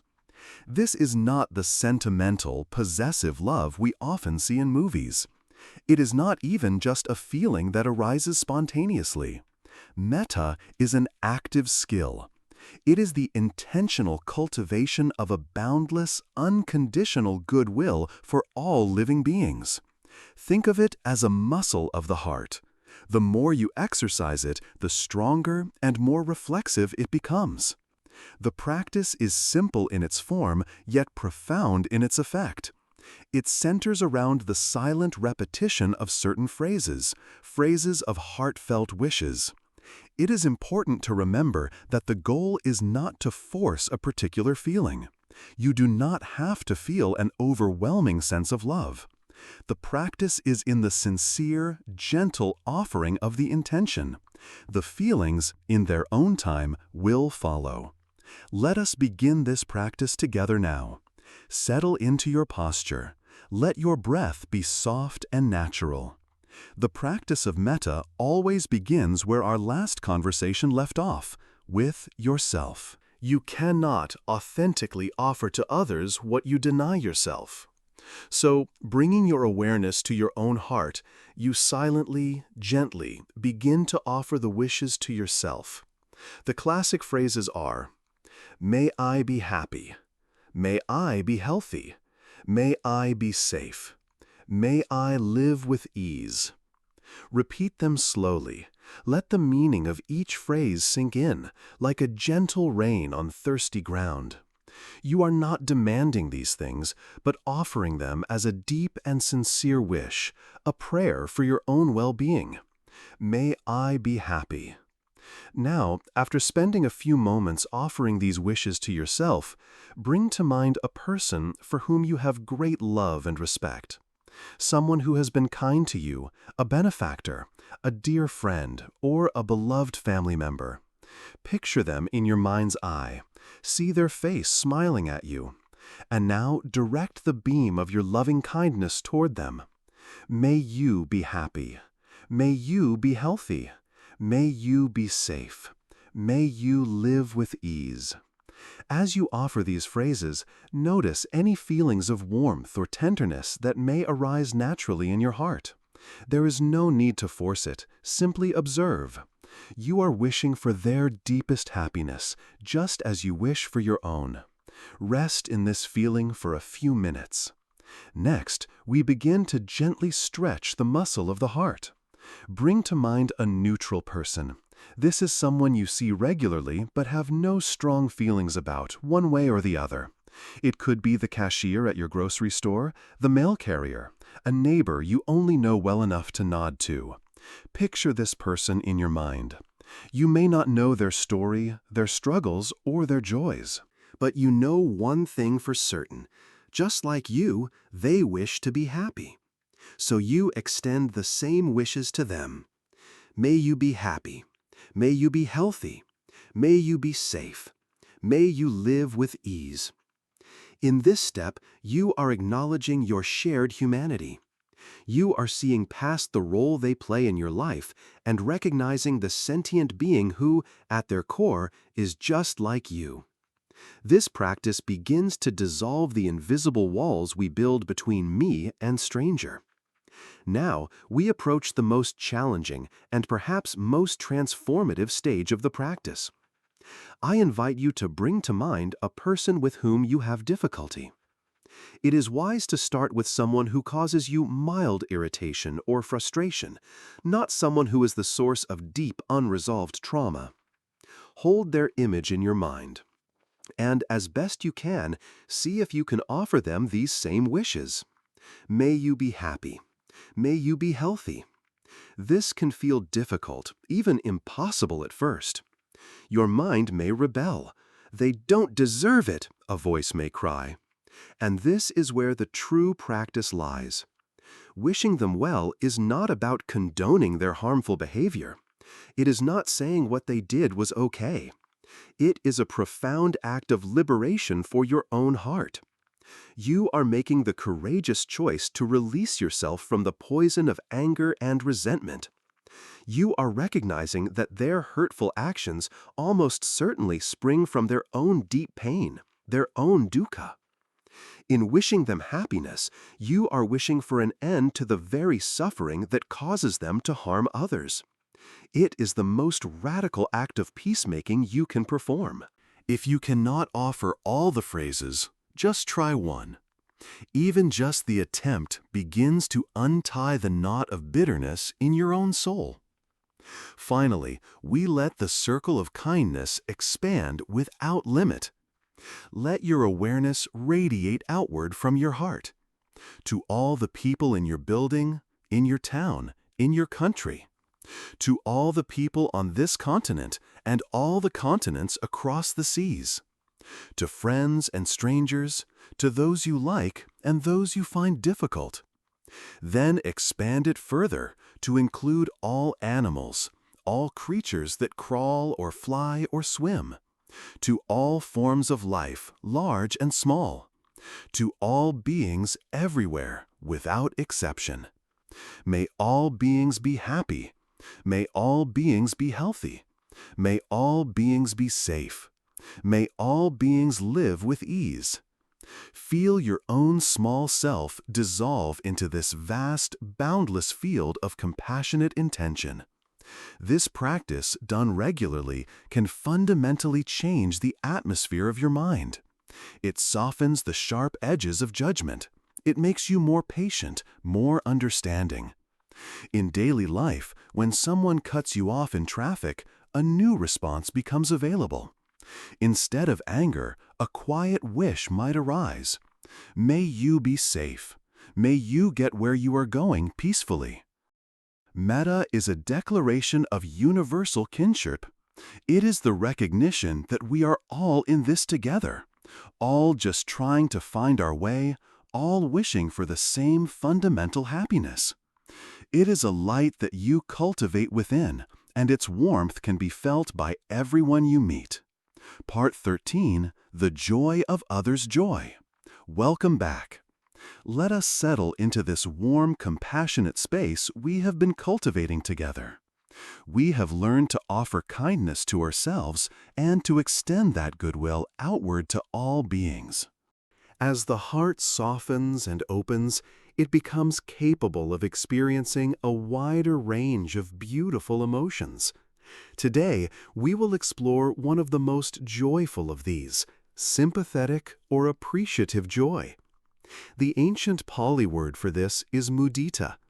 It is the ability to feel genuine happiness for the good fortune, the success, and the joy of other people.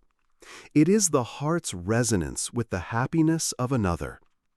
In a culture that so often encourages competition, comparison, and individualism, mudita can feel like a rare and precious gem. From a young age, we are often taught, subtly or overtly, to measure our own worth against the achievements of others. When we hear of a friend's success, a flicker of something else can arise alongside our happiness for them. A pang of envy, a feeling of being left behind, a quiet question of, why not me? Envy is a painful and contracting emotion. It is like drinking a small drop of poison every time we witness goodness in another's life. It comes from the mistaken belief that happiness is a limited resource, like a pie. If someone else gets a big slice, it must mean there is less for us. This belief, this scarcity mindset, is a source of immense and unnecessary suffering. It isolates us and turns the world into a landscape of rivals. Mudita offers a complete liberation from this painful prison. It springs from a different, more truthful understanding. Happiness is not a pie. It is much more like a candle flame. If you have a lit candle and you use your flame to light another person's candle, does your own flame diminish? No. In fact, the amount of light in the room has just doubled. Your own light is not lessened by sharing it. It is magnified by the presence of other lights. This is the miracle of mudita. When you can genuinely feel joy for another's happiness, you have just radically increased your own opportunities for joy. Your happiness is no longer limited to the infrequent moments of your own personal good fortune. Now, you can be happy when your neighbor's garden flourishes. You can be happy when your friend's child graduates. You can be happy when you see a couple laughing together on a park bench. You can be happy when a colleague receives a well-deserved promotion.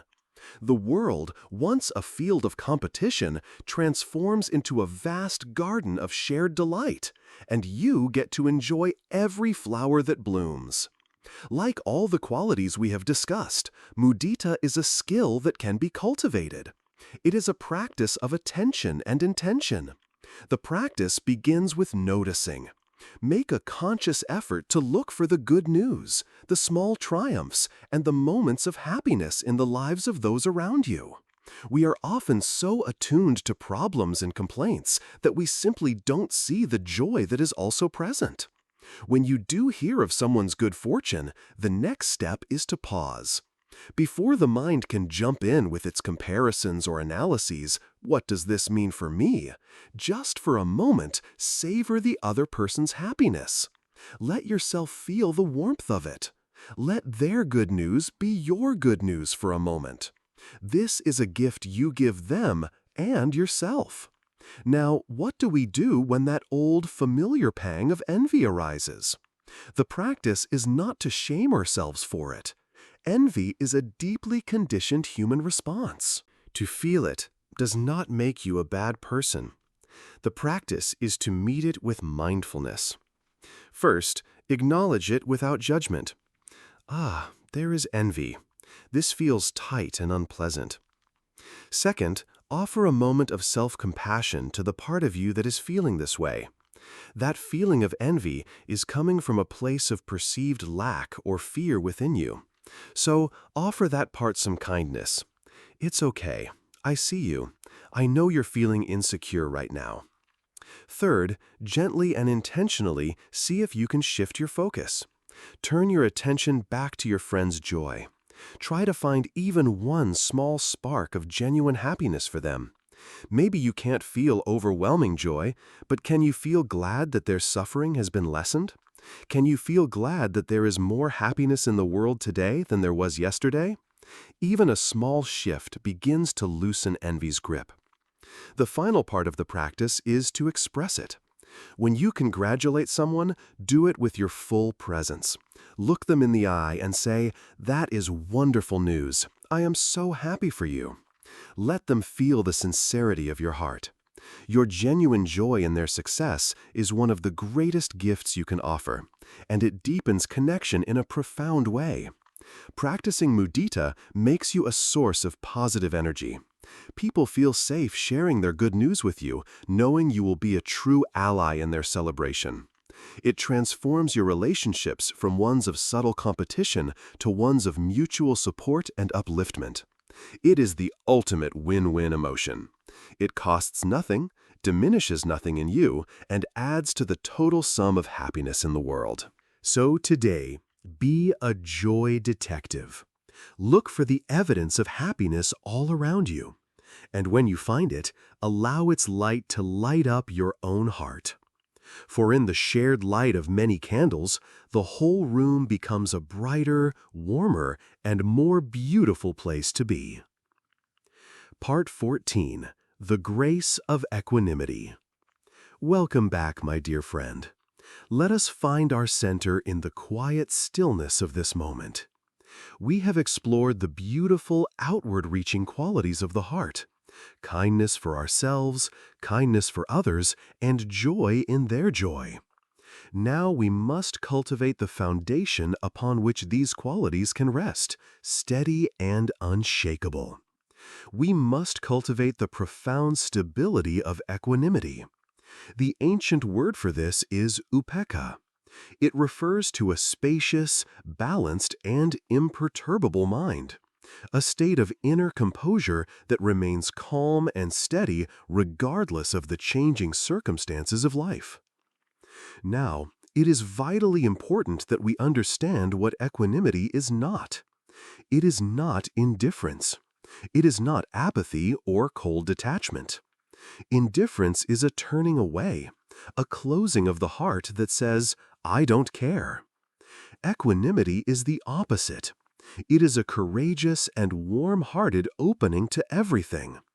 It is the strength to face the totality of life, the beautiful and the painful, the pleasant and the unpleasant, with a calm, clear, and unwavering presence. Imagine your mind is like a deep, vast lake. On the surface, the weather of your life is constantly changing. Some days, the sun shines brightly, and the surface sparkles with the waves of joy and happiness. Other days, the wind of difficulty blows, and the surface becomes choppy, with waves of frustration and anxiety.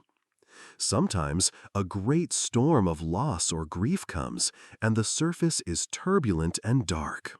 If you live only on the surface, your life will be one of constant instability, tossed about by every changing wind. Equanimity is the stillness in the great depths of the lake. Down in the quiet, silent depths, the water remains undisturbed, no matter how violent the storm on the surface may be. The practice of equanimity is the practice of learning to identify not with the fleeting waves, but with the deep, abiding stillness that is your true nature. It is the discovery of a peace that does not depend on the weather being good. This quality is what makes true compassion sustainable. Without equanimity, we risk what is often called compassion fatigue. If we take on the full weight of every sorrow in the world, if we drown in every painful story we hear, our hearts will become overwhelmed, and eventually they will shut down in self-protection. Equanimity is the spacious, strong container that allows us to hold the suffering of others with genuine compassion, but without losing our own center. It allows us to be a source of strength for others precisely because we are grounded in our own. Equanimity allows us to experience the great joys of life fully, but without the desperate clinging that creates fear. And it allows us to experience the inevitable sorrows of life with an open heart, but without being shattered by them. In our later years, this practice becomes an invaluable source of grace. Life will inevitably present us with what are known as the 8 worldly winds: gain and loss, pleasure and pain, praise and blame, fame and obscurity. If our inner peace is contingent on only experiencing the pleasant side of these pairs, we are setting ourselves up for a life of constant anxiety. Equanimity is the practice of meeting all of these with a balanced mind. When you experience a moment of gain or pleasure, perhaps a financial windfall or a period of good health, enjoy it fully. But a quiet part of you can whisper with wisdom, "This is wonderful, and this is impermanent." This doesn't diminish the joy. It adds a layer of profound gratitude and realism. When you experience a moment of loss or pain, a difficult diagnosis, or a financial setback, you meet it with courage and the same wisdom. This is painful, and this too is impermanent. I have the strength within me to bear this. Perhaps the most powerful practice of equanimity relates to our loved ones. We love our children and grandchildren with all our hearts, and we wish we could shield them from all pain. This desire can become a source of immense constant anxiety. Equanimity offers a wiser, more peaceful way. It is the profound understanding that all beings, including those we love most, are the owners of their own actions and the heirs of their own karma. You can love them, guide them, and support them with all your being, but you cannot walk their path for them. You cannot make their choices for them. Their happiness and their suffering ultimately depend on their own actions, not yours. Let us try a short contemplation on this. Bring to mind someone you love dearly. Feel the warmth of your love for them.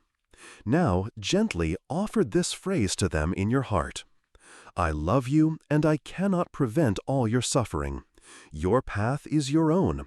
I will support you, but I cannot control you. This is not a withdrawal of love.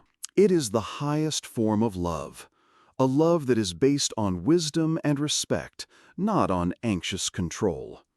It frees both you and them. It releases you from the impossible burden of trying to manage the universe. Equanimity is the ultimate form of trust. It is trust in the great, flowing river of life.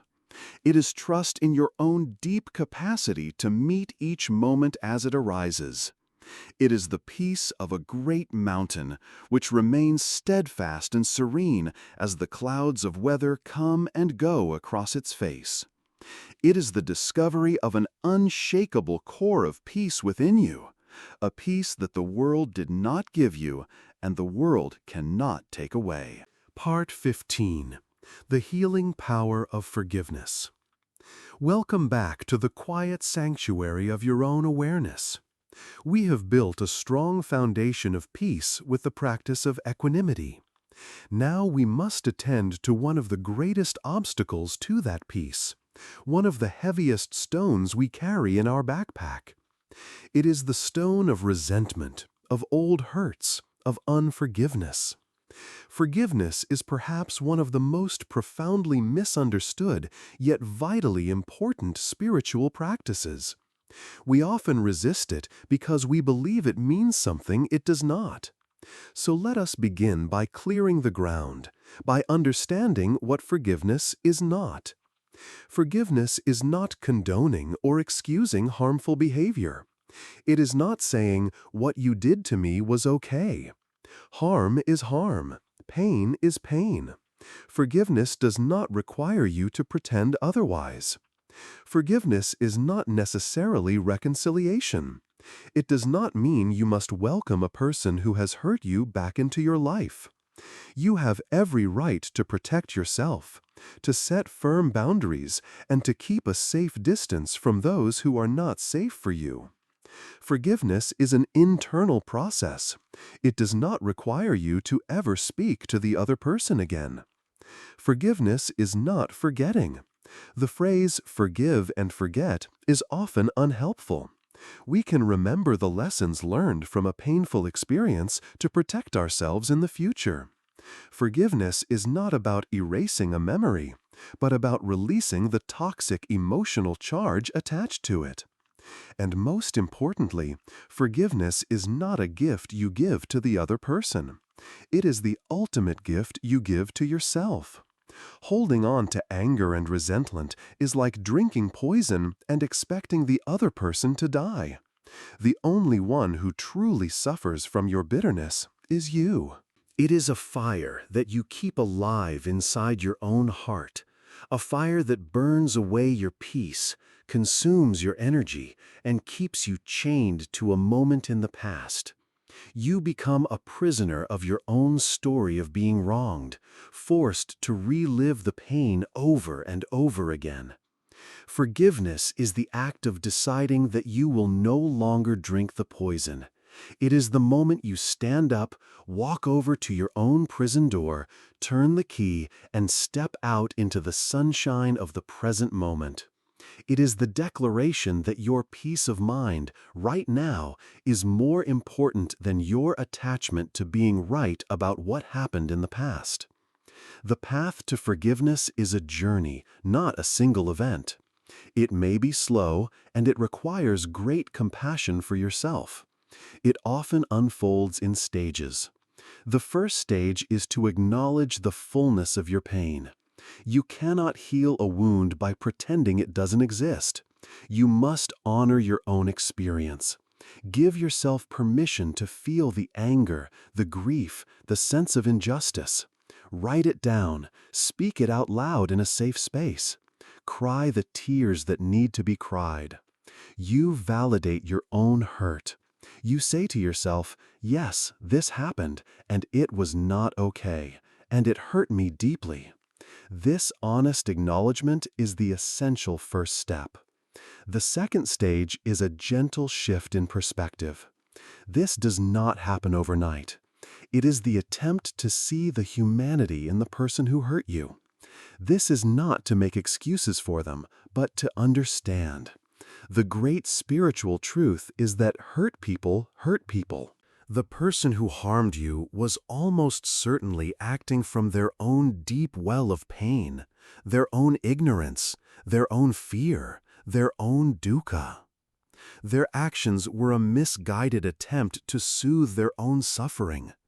Seeing this does not make the action right, but it can begin to depersonalize it.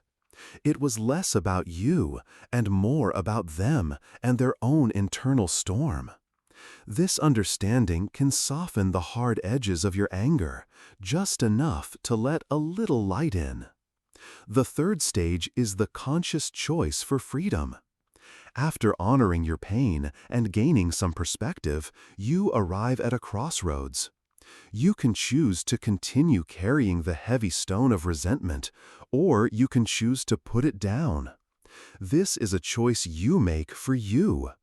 It is a declaration of your own sovereignty.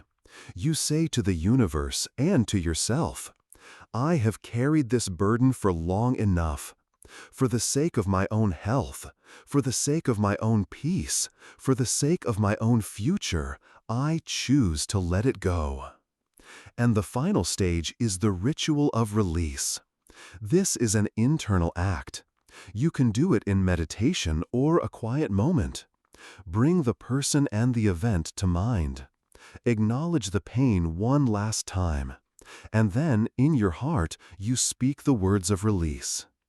"I see the pain you have caused me. I will no longer allow it to define me. For the sake of my own freedom, I release you from the debt I thought you owed me. I release myself from the burden of this anger. I set you free, and in doing so, I set myself free." Breathe out, long and slow, and imagine the cord connecting you to that painful memory gently dissolving. And what of the hardest person to forgive? For so many of us, that person is ourself. We hold on to our own past mistakes with a ferocity we would never direct at others. The process is the same. You must acknowledge the pain you caused, to yourself or others. You must try to understand the person you were at that time, the ignorance, fear, or pain you were acting from. And finally, you must offer yourself the same grace you would offer a friend. You must choose to release yourself from the prison of your own past. You did the best you could with the understanding you had at the time. You know better now. Forgive that person you once were. Let them go. To forgive is to reclaim your life from the past. It is to say that you will not sacrifice one more moment of your precious, present moment awareness to a hurt that is already over. It is the ultimate act of strength, wisdom, and self-love. It clears the ground of your heart, making it ready for new seeds to be planted. Part 16. Cultivating a Garden of Gratitude. Welcome back. Let us take a moment to rest here, in this newly cleared space within our hearts. The air feels lighter. The soil is fertile, ready. We have done the difficult work of pulling up the deep roots of resentment. What shall we plant in their place? We will now begin the joyful, life-affirming practice of cultivating a garden of gratitude. Gratitude is far more than the polite thank you we say when someone holds a door open for us. That is just its surface. True, deep gratitude is a way of seeing the world. It is a conscious, intentional practice of shifting our focus from what we lack to what we have, from what is wrong to what is right. Our minds, for very good evolutionary reasons, have what psychologists call a negativity bias. Our ancestors survived by being hyper-aware of threats, the rustle in the bushes, the scent of a predator. Their brains were like Velcro for bad experiences and Teflon for good ones. This kept them alive. But in our modern world, this same wiring often keeps us stuck in a state of low-grade anxiety and complaint. We can have a day filled with 99 small pleasant moments and one negative comment, and what do we ruminate on as we try to sleep? The one negative comment. Because of this innate bias, gratitude is not our default setting. It must be cultivated. It must be practiced deliberately and with intention. Think of your mind as a garden. If you do nothing, the weeds will naturally take over. The weeds are the complaints, the worries, the frustrations, the self-criticisms. If you only pay attention to the weeds, your entire life will feel like a tangled, overgrown mess. The practice of gratitude is the act of intentionally walking through your garden each day to look for the flowers. At first, you may only see a few small, struggling blossoms. But as you give them your attention, as you water them with your awareness, they begin to grow stronger. You start to notice more of them. Soon, your garden is filled with color and fragrance. The weeds may still pop up here and there. That is the nature of gardens. But they no longer dominate the landscape. Your primary experience becomes one of beauty and abundance. So, how do we practice this? The methods are simple, accessible, and profoundly effective. One of the most powerful practices is keeping a gratitude journal. Each evening, before you go to sleep, take just 5 minutes to write down 3 to 5 things from your day for which you are genuinely grateful. The key here is to be specific. General gratitude is good, but specific gratitude is transformative. Instead of writing, "I'm grateful for my family," write, "I am grateful for the sound of my daughter's laughter on the phone this afternoon."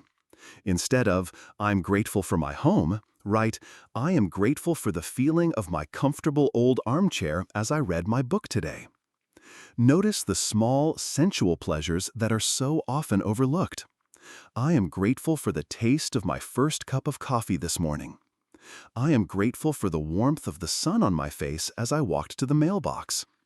I am grateful for the unexpected kindness of the stranger who let me go ahead in line. I am grateful for the simple, profound comfort of my bed after a long day. At first, this might feel a bit forced, but if you persist, something remarkable will happen. You will start to go through your day on a kind of gratitude scavenger hunt, actively looking for things to write down in your journal later. You will begin to notice hundreds of tiny gifts and moments of grace that were previously invisible to you. Your perception of your own life will fundamentally change, even if the external circumstances do not. You can also practice gratitude in the moment. When you are eating a meal, pause for a second to be grateful for the food that is nourishing you. When you are talking with a friend, feel a wave of gratitude for their presence in your life. As you lie down to sleep, feel gratitude for the simple fact of your own beating heart, your own breathing lungs. This practice is the ultimate antidote to the poisons of comparison and despair, which can become more prevalent as we age. It is easy to fall into the trap of focusing on what has been lost: lost youth, lost health, lost friends, lost abilities. This is the path of suffering. Gratitude offers another path. It is the conscious choice to shift our focus to what remains and to what has been gained. We have gained wisdom that only comes from a long life. We have a treasure trove of memories. We have love that has endured for decades. We have the freedom from the frantic ambitions of our youth. And we have the simple, staggering gift of this present moment, a gift that is not guaranteed to anyone. Gratitude does not deny that life has difficulties. It does not pretend that pain and loss are not real. It simply ensures that they are not the whole story. It brings balance. It holds the hardships and the blessings together, and in doing so, it allows us to see the fullness of our lives. It is the key that unlocks that fullness. It turns what we have into enough and more. It transforms the ordinary into the sacred. It makes our life, just as it is, a continuous cause for quiet celebration. So let us begin to plant our garden. What is one small flower of gratitude you can notice in your life, right now? Part 17, Finding Purpose Beyond a Title. Welcome back.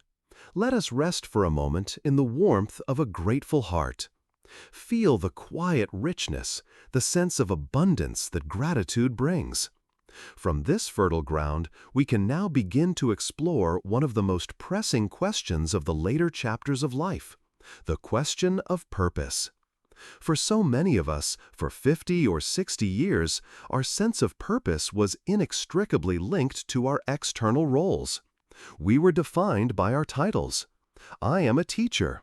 I am an engineer. I am a business owner. I am a father. I am a mother. These roles gave us a clear identity, a set of responsibilities, a way to measure our contribution to the world. They were the engine that got us out of bed in the morning. Then retirement comes. The career ends. The children grow up and build their own lives.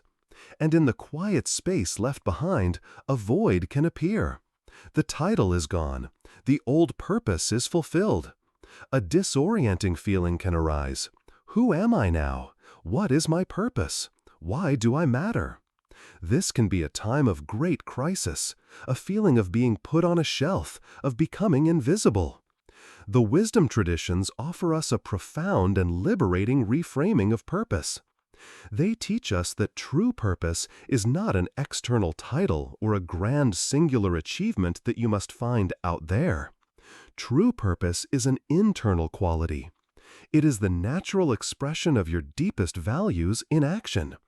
It is, in its simplest form, love made manifest. And this kind of purpose is not one big, intimidating thing you must discover. It is 1,000 little things.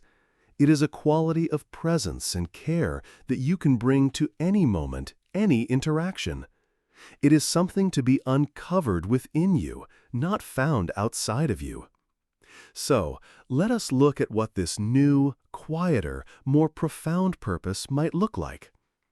Perhaps your purpose is now that of the gardener, not just literally in tending to the soil, but metaphorically.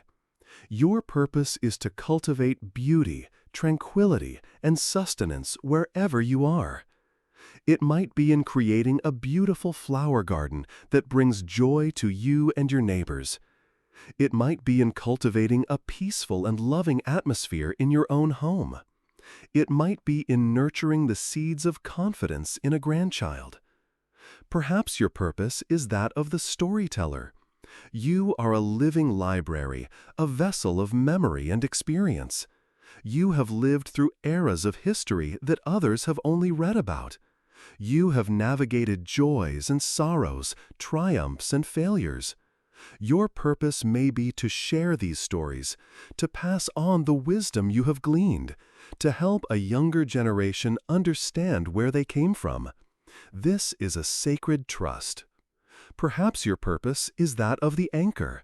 In a world that is increasingly frantic and anxious, your purpose may be to simply be a beacon of calm, grounded presence, to be the friend who listens deeply, without judgment, to be the grandparent whose home is a sanctuary of unconditional love, to be the neighbor who always has a kind word. Do not underestimate the profound power of this quiet purpose. A calm presence is one of the greatest gifts you can offer to a turbulent world. Perhaps your purpose is that of the artist. This is your time to reconnect with the creative spark you may have set aside for decades while you were busy with other responsibilities. To paint, to write, to play music, to dance, to craft with your hands. Not for fame or fortune, but for the sheer intrinsic joy of creation. Your purpose is to bring more beauty into the world, expressed in your own unique voice. The key to uncovering your purpose is to turn your attention inward. The practice is one of gentle inquiry. Ask yourself, what did I love to do as a child before the world told me what I should do? What activities make me lose track of time? What skills and wisdom have I gathered over my entire life, and how might they be of service now in a new way? What breaks my heart? What do I care about so deeply that it moves me to action, no matter how small? Let go of the intimidating question, what is my life's grand purpose, and replace it with a much gentler, more actionable one. How can I be of service today? The answer might be as simple as making a nourishing meal for yourself or your partner. It might be calling a friend who is lonely. It might be picking up a piece of trash on your walk. It might be writing a letter to your grandchild. Purpose is not about the size of the act. It is about the size of the love you put into the act. In this stage of life, you are finally free from the world's definition of success. You have the profound freedom to define it for yourself. Let your purpose be joy. Let it be kindness. Let it be presence. Let it be the simple, powerful act of leaving every person and every place a little bit better than you found them. That is a purpose worthy of a lifetime. Part 18. The Joy of Simplicity. Welcome back, my dear friend. Let us settle into this quiet moment, feeling the gentle satisfaction that comes from a purpose rooted in love, not ambition. As we have walked this path together, a theme has begun to emerge. The path to peace is often a path of subtraction, not addition. We have learned to let go of our resistance, our grudges, our striving. Now we will apply this wisdom to the very environment of our lives. We have spent the majority of our lives immersed in a culture that worships at the altar of more. More money, more possessions, a larger house, more channels on the television, more information at our fingertips, more activities filling our calendars. We were taught that the accumulation of more was the direct path to happiness. But many of us, after a lifetime of this pursuit, have come to a quiet and perhaps unsettling conclusion. More does not equal happy. More often equals more stress, more to manage, more to clean, more to worry about, and less time for what truly matters. The 18th truth offers a gentle, liberating alternative. It is the discovery of the profound and elegant richness found in the joy of simplicity. Simplicity, as we will explore it, is not about deprivation. It is not about living a cold, austere life of poverty.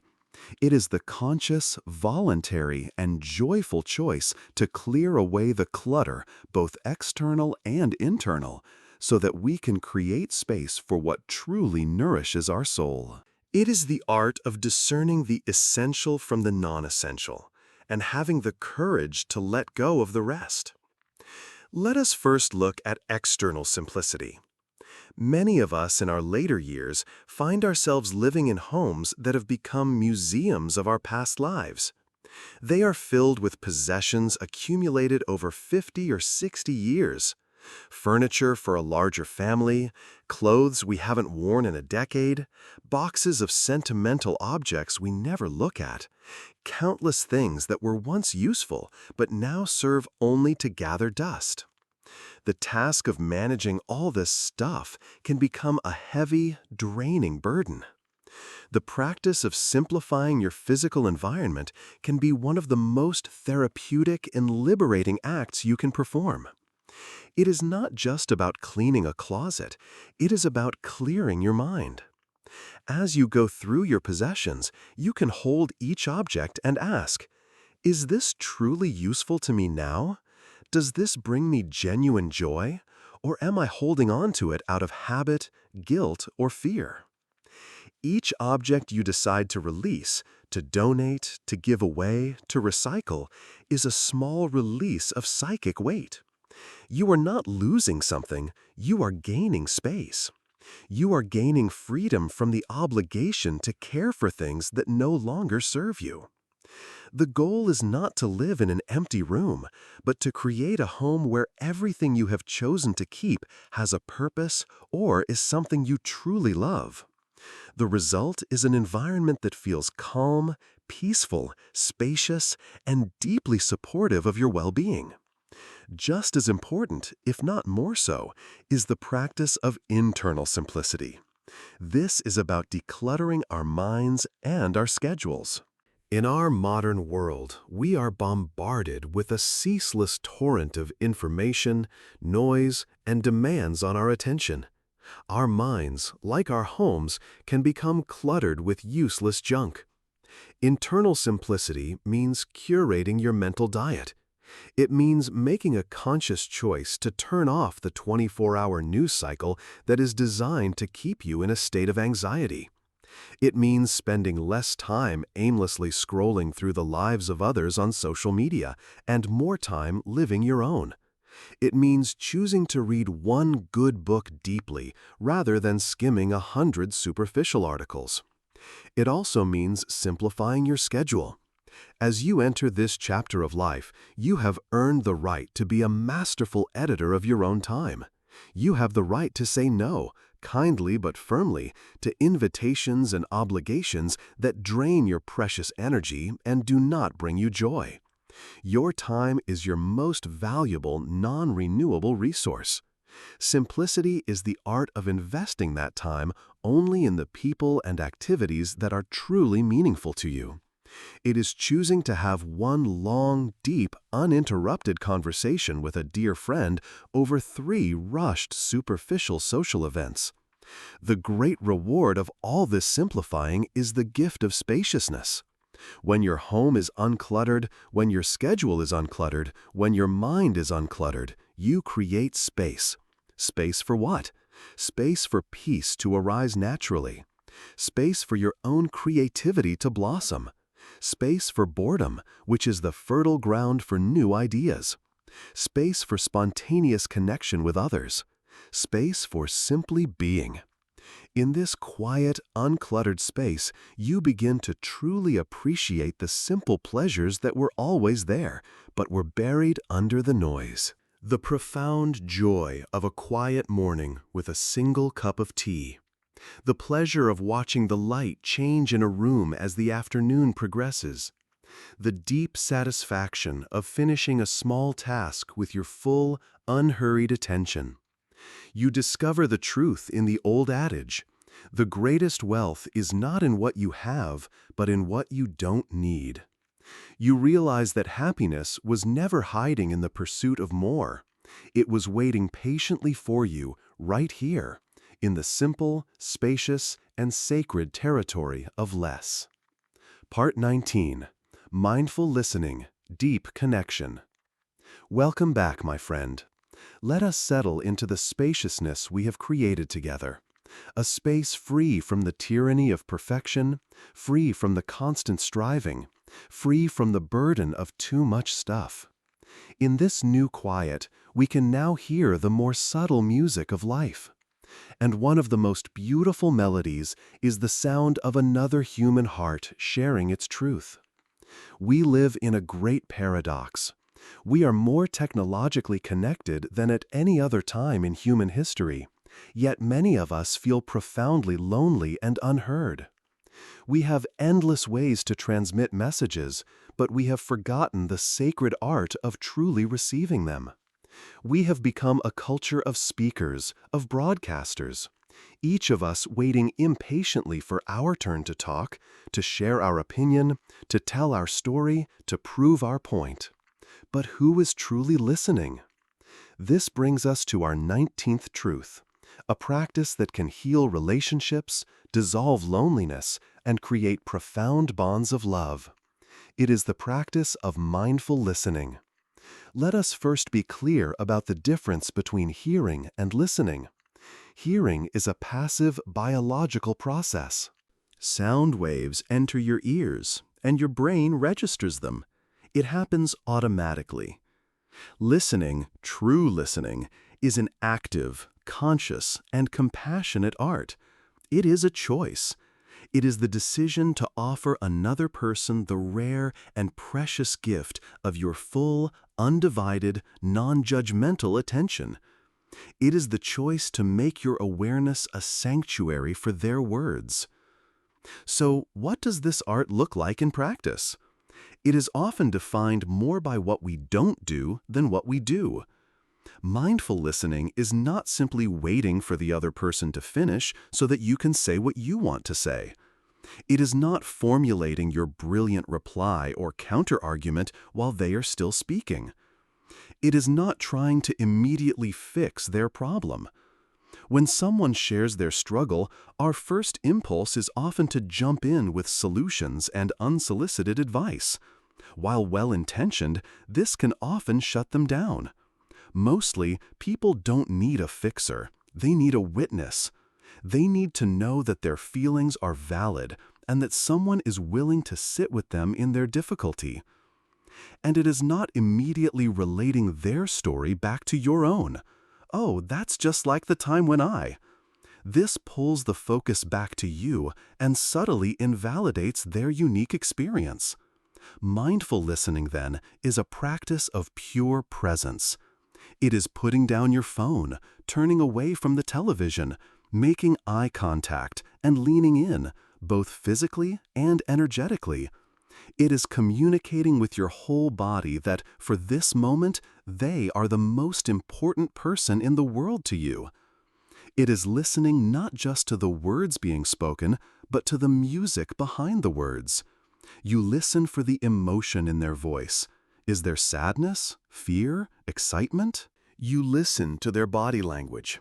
You listen for what is not being said, for the hesitation or the space between the words. It is a practice of deep curiosity. Instead of assuming you know what they mean, you can ask gentle, open-ended questions that invite them to go deeper. Questions like, "What was that like for you? How did that feel? Can you tell me more about that part?"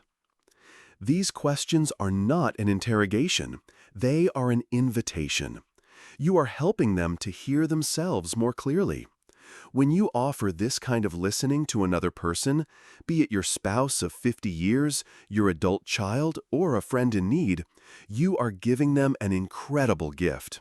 You are telling them without words, you matter. Your feelings are valid. You are safe here. You are not alone. This is the foundation of all true intimacy and connection. This is how hearts are healed. And a remarkable thing happens when we practice this. As we get better at listening to others, we get better at listening to ourselves. We become more attuned to our own inner whispers, our own needs, our own truths. The practice of offering a silent, compassionate space for another cultivates that same silent, compassionate space within us. I invite you to try an experiment. In the next day or two, choose one conversation with one person, and for just 10 minutes, make it your sole purpose to mindfully listen. Set aside your own agenda, your own stories, your own need to reply. Just listen. Your only goal is to understand the world from their point of view, to feel what it's like to be them in that moment. See what happens. See how it changes the dynamic between you. See how it feels in your own heart. In a world that is drowning in noise, a mindful listener is a lighthouse. They are a beacon of peace and safety. This is a profound purpose we can all embrace. To be the person in whose presence others feel safe enough to be their true, unfiltered selves. That is a sacred act of love. Part 20. Connecting with the Wisdom of Nature. Welcome back, my dear friend. Let us take a breath and feel the ground beneath us, the solid earth that supports us without fail. We have practiced listening deeply to one another, creating islands of connection in a noisy world. Now, we will extend that same quality of mindful, receptive listening to our oldest and wisest teacher, the natural world. For the vast majority of human history, we lived our lives in intimate conversation with nature. We knew the names of the plants and the calls of the birds. We understood the phases of the moon and the subtle shift of the seasons in our very bones. Our modern lives, lived largely indoors, encased in boxes of wood and concrete, have created a profound and often unrecognized sense of exile. We have become disconnected from our source, and this disconnection is a quiet but persistent form of dukkha. Reconnecting with nature is not a luxury, it is a vital homecoming for the human soul. Nature is not merely a beautiful backdrop for our human dramas. It is a living scripture, a master teacher of every single truth we have been exploring on this journey together. Nature is the ultimate teacher of impermanence, anicca. It demonstrates this truth with unspeakable beauty in the brilliant, fleeting life of a cherry blossom, in the graceful arc of a setting sun, in the way a sturdy oak tree sheds all its leaves each autumn, standing bare in naked trust that spring will return. It shows us that all things rise and pass away in a perfect, endless rhythm. Nature is a masterclass in patience and non-striving. A great redwood tree does not strain to grow. It does not worry about its progress. It simply stands, drawing nourishment from the earth and light from the sky, adding a fraction of an inch to its circumference each year. It does not hurry, and yet, over centuries, it becomes a majestic giant. It teaches us the power of steady, quiet, persistent presence. Nature is the most eloquent expression of interconnectedness, anatta. In a forest, there are no truly separate things. The fungi in the soil are in a symbiotic relationship with the roots of the trees. The insects pollinate the flowers. The rain nourishes the plants. The fallen leaves decompose to create new soil. Every part is essential to the health of the whole. It shows us more clearly than any words can that the idea of a separate, independent self is a fantasy. We are all part of one vast, breathing ecosystem. And nature is a testament to incredible resilience. It is the fierce, delicate beauty of a single wildflower pushing its way up through a crack in a concrete sidewalk. It is the way a forest begins to regenerate with new green shoots after a devastating fire. It reminds us of the powerful life force that flows through all things, a force that seeks to heal, to grow, and to continue, no matter the challenges. The beautiful thing is that you do not need to journey to a remote wilderness to have this conversation with nature. The practice can begin right now, right where you are. It is simply the act of opening your senses. I invite you to try this today. Step outside. If you cannot, simply look out a window. And for a few moments, just see. Don't just glance, truly look. Look at the sky. What are its exact shades of blue or gray? Notice the precise shape and texture of the clouds. Pick a single leaf on a tree and trace its intricate network of veins with your eyes. Look at it as if you are an artist, seeing it for the very first time. Now, listen. Close your eyes for a moment to heighten your sense of hearing. Listen past the sounds of traffic and human activity. Can you hear the sound of the wind moving through the leaves? Can you distinguish the calls of different birds? Can you hear the distant hum of an insect or the gentle patter of rain? The world is a symphony, and we have tuned most of it out. Now feel. Feel the air on your skin. Is it warm? Cool? Is there a breeze? What does it feel like? If you are near a tree, place your hand on its trunk. Feel the rough, solid texture of the bark. Feel its steadfast presence. This tree has been here, silently witnessing the world long before you arrived. And if you can, take off your shoes and stand for a few moments on the grass or the bare earth.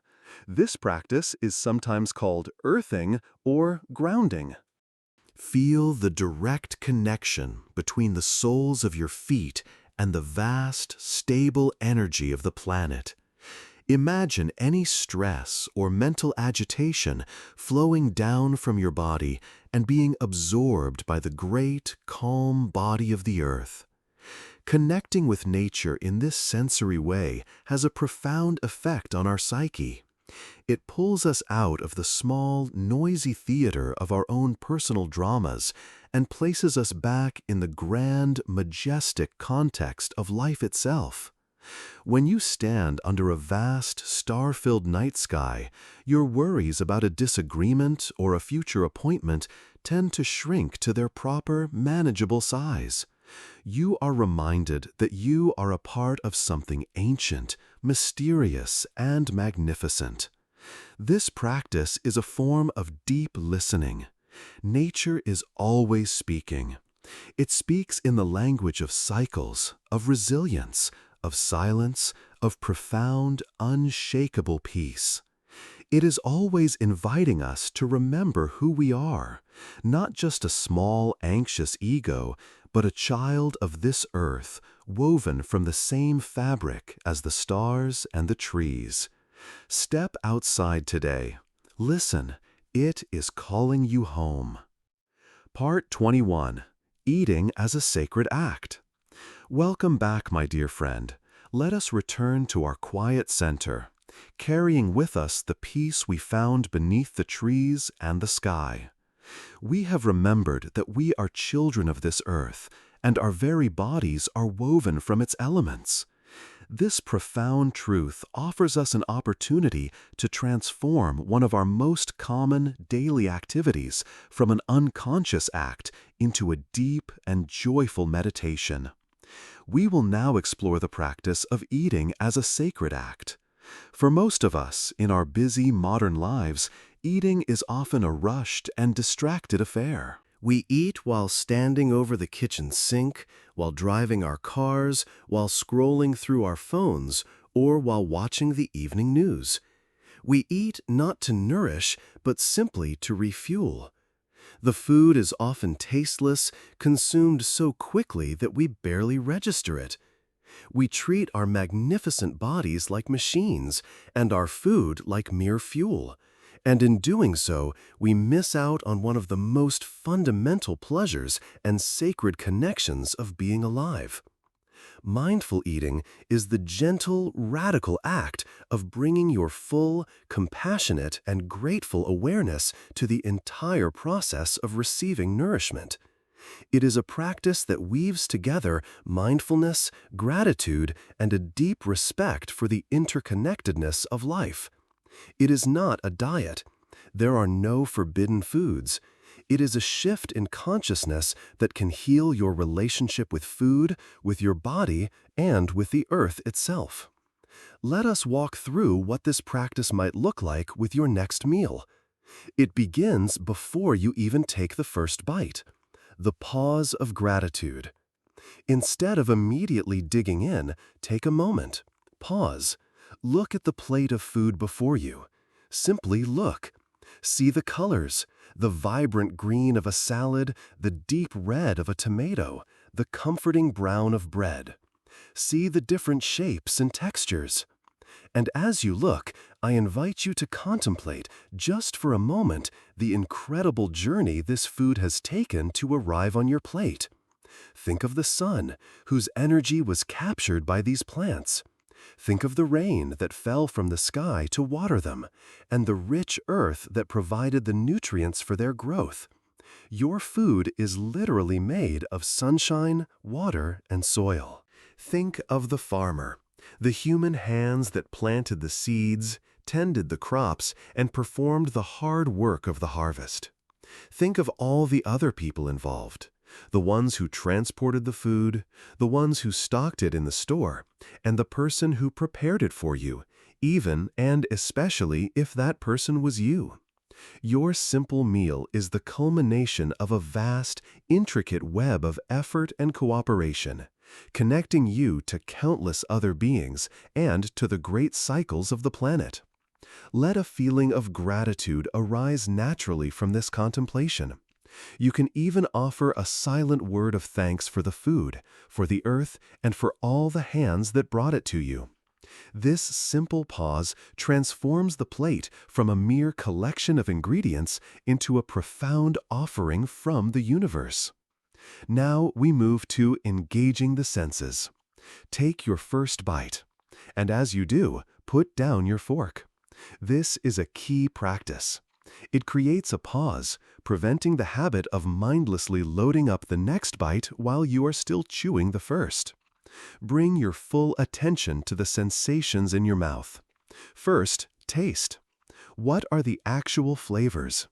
Is it sweet, salty, sour, bitter, or that savory flavor known as umami? Are the flavors complex? Do they change as you chew? Next, texture.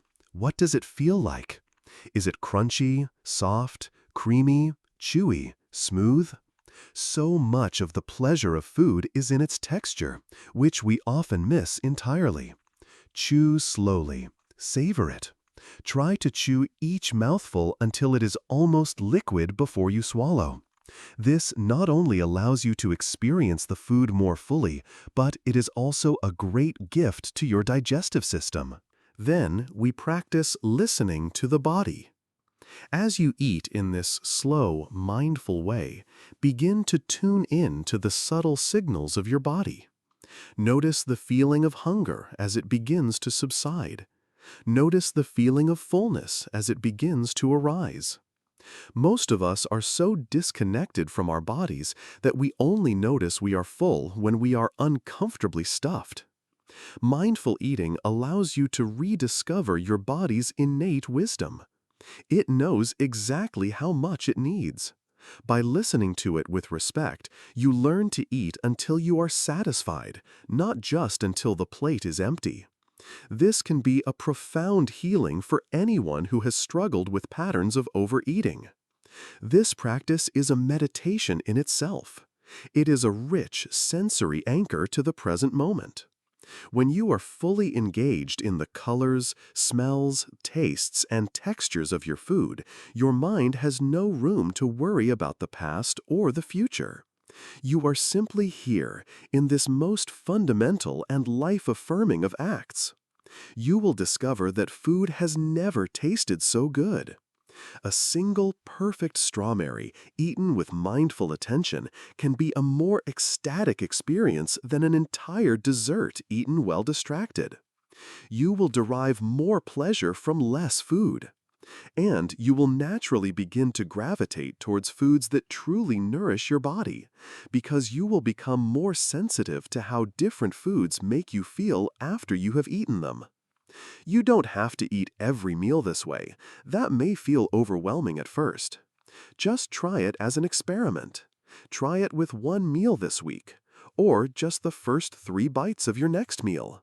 Turn off the television, put away your phone, sit down, and just eat.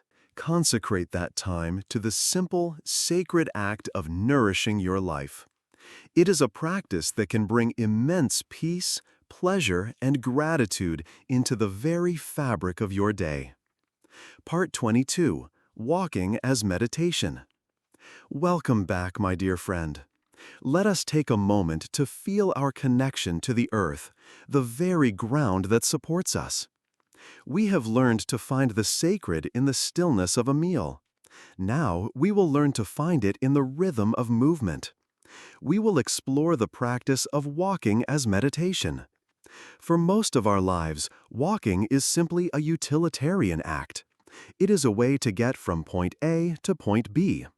We walk to the mailbox. We walk through the grocery store. We walk from the car to the front door. Our minds are almost always somewhere else, lost in plans for the future, replaying conversations from the past, or absorbed in a phone call. Our bodies are on autopilot. We are moving through the world, but we are not truly present for the journey. Walking meditation, sometimes called kinhin in the Zen tradition, flips this entire experience on its head. The goal is no longer to get somewhere. The journey itself is the destination. The purpose is not to arrive at a future point in space, but to arrive fully in the present moment, one step at a time. This is a beautiful and accessible practice for several reasons. For those who find it difficult to sit still in formal meditation, walking offers a way to be mindful while in gentle motion. It helps to release restless energy. And it is a wonderful way to bridge the gap between your formal meditation practice and your daily life, teaching you how to carry a state of mindful awareness with you wherever you go. You can practice this anywhere. You don't need a special path or a beautiful park, though those are lovely. You can practice in your own living room, down a hallway, in your backyard, or on a familiar neighborhood sidewalk. Let us begin. Find a short path where you can walk back and forth, perhaps 10 to 15 paces long. Start by standing still for a moment. Feel the soles of your feet firmly planted on the ground. Rock your weight slightly forward and back, side to side, until you find your center of balance. Feel the solidness of the earth beneath you. Take a few conscious breaths, arriving fully in your body. Now begin to walk, perhaps just a little more slowly than your usual pace. The key is to bring your full, gentle attention to the physical sensations of walking. Bring your awareness down into your feet. As you take a step, notice the sensation of your heel touching the ground. Feel the way your weight rolls forward along the sole of your foot, from the heel, through the arch, to the ball of the foot. Feel your toes pressing into the ground as you prepare to lift your foot for the next step. Then feel the lightness as your foot lifts off the ground and swings through the air. Heel, sole, toes, lift, swing, place. This is the entire instruction. You are simply anchoring your awareness in the raw physical sensations of your own movement. You are not thinking about walking, you are feeling the experience of walking. Of course, your mind will wander. It will drift off into thought 1,000 times. Just as with our breath meditation, this is not a failure. It is the practice itself. The moment you realize you are lost in thought, you gently, without judgment, acknowledge it. Thinking. And then you guide your awareness right back down to the feeling of your feet touching the earth. Each step becomes an anchor to the present moment. Each step is a return home. As you become more comfortable with this, you can begin to expand your awareness. While keeping the primary focus on your feet, you can also start to notice other bodily sensations. Notice the gentle swing of your arms. Notice the feeling of the air on your face and hands. Notice the subtle shifts in your balance. You are fully inhabiting your body as it moves through space. You can also open your awareness to the world around you, using your senses as we did when connecting with nature. Listen. Hear the sounds around you without labeling them. The sound of your own footsteps, the call of a bird, the distant hum of traffic. Let them be a soundscape that you are walking through. See. Let your gaze be soft, looking a few feet ahead on the ground. You are not looking at anything in particular, but simply taking in the field of vision, the colors, the shapes, the play of light and shadow. The practice is to be fully embodied, fully present, one step at a time. You are not in a hurry. You are not going anywhere important. The most important place to be is right here, in this step, and this one, and this one. When you reach the end of your short path, pause for a moment, feel yourself standing. Then, turn around slowly, with full awareness, and begin your journey back. This practice can be profoundly calming and grounding. If you are feeling anxious, restless, or stuck in a loop of obsessive thinking, going for a 10-minute walking meditation can completely change your state of mind. It gets you out of your head and into your body. It reconnects you with the simple, solid reality of the physical world. You can integrate this into your daily life. The walk to the mailbox can become a walking meditation. The first few minutes of your daily walk can be dedicated to this mindful practice. By doing so, you transform a mundane activity into a sacred practice, an opportunity to come home to yourself one step at a time. Each step is a declaration of peace. Each step is an arrival. Part 23. Transforming Fear into Wisdom. Welcome back, my dear friend. Let us take a calming breath together, finding our anchor in the present moment. The journey we have taken so far, cultivating mindfulness, compassion, and acceptance, has not just been for navigating the pleasantries of life. It has been a preparation. It has been the strengthening of our heart's muscle and the honing of our awareness so that we may meet life's greatest challenges with grace. Today, we will turn our gentle awareness towards a subject our culture teaches us to avoid, to fear, and to deny: the reality of our own mortality. We will look at the great, universal fears of illness and death, not to be morbid, but because the path to complete, unshakable peace requires us to make peace with the whole of life, not just the parts we enjoy. To run from fear is to give it power. A fear that is left unexamined in the darkness of our minds becomes a terrifying monster. It governs our choices, creates a constant low-level anxiety, and prevents us from living with true freedom. The path of wisdom is not to run faster, but to stop, turn around, and gently shine the light of our awareness upon the fear itself. When we do, we discover that the monster is not nearly as solid as we believed. Let's first understand what fear is.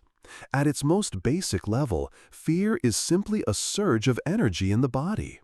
It manifests as physical sensations: a tightness in the chest, a knot in the stomach, a tingling in the hands, a quickening of the breath and heart rate. Our first reaction is to resist these unpleasant sensations, to tense up against them, which only makes them stronger. The practice here is to meet the raw physical energy of fear with the same mindful curiosity we have brought to everything else. When you feel that knot of fear in your stomach, can you breathe into it? Can you surround it with warmth and space, as you would a part of your body that is in pain? Can you hold it gently, without judgment, simply allowing it to be a sensation? When you stop fighting the energy, it can begin to move, to soften, and to release.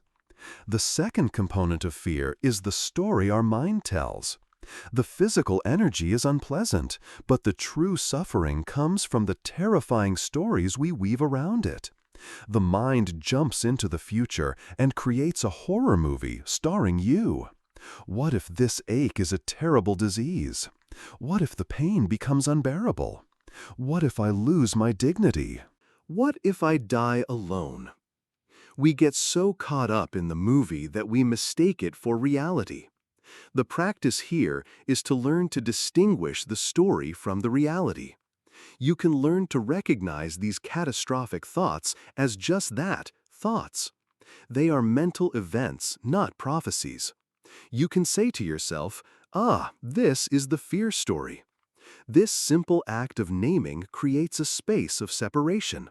You are not the story. You are the awareness that is witnessing the story.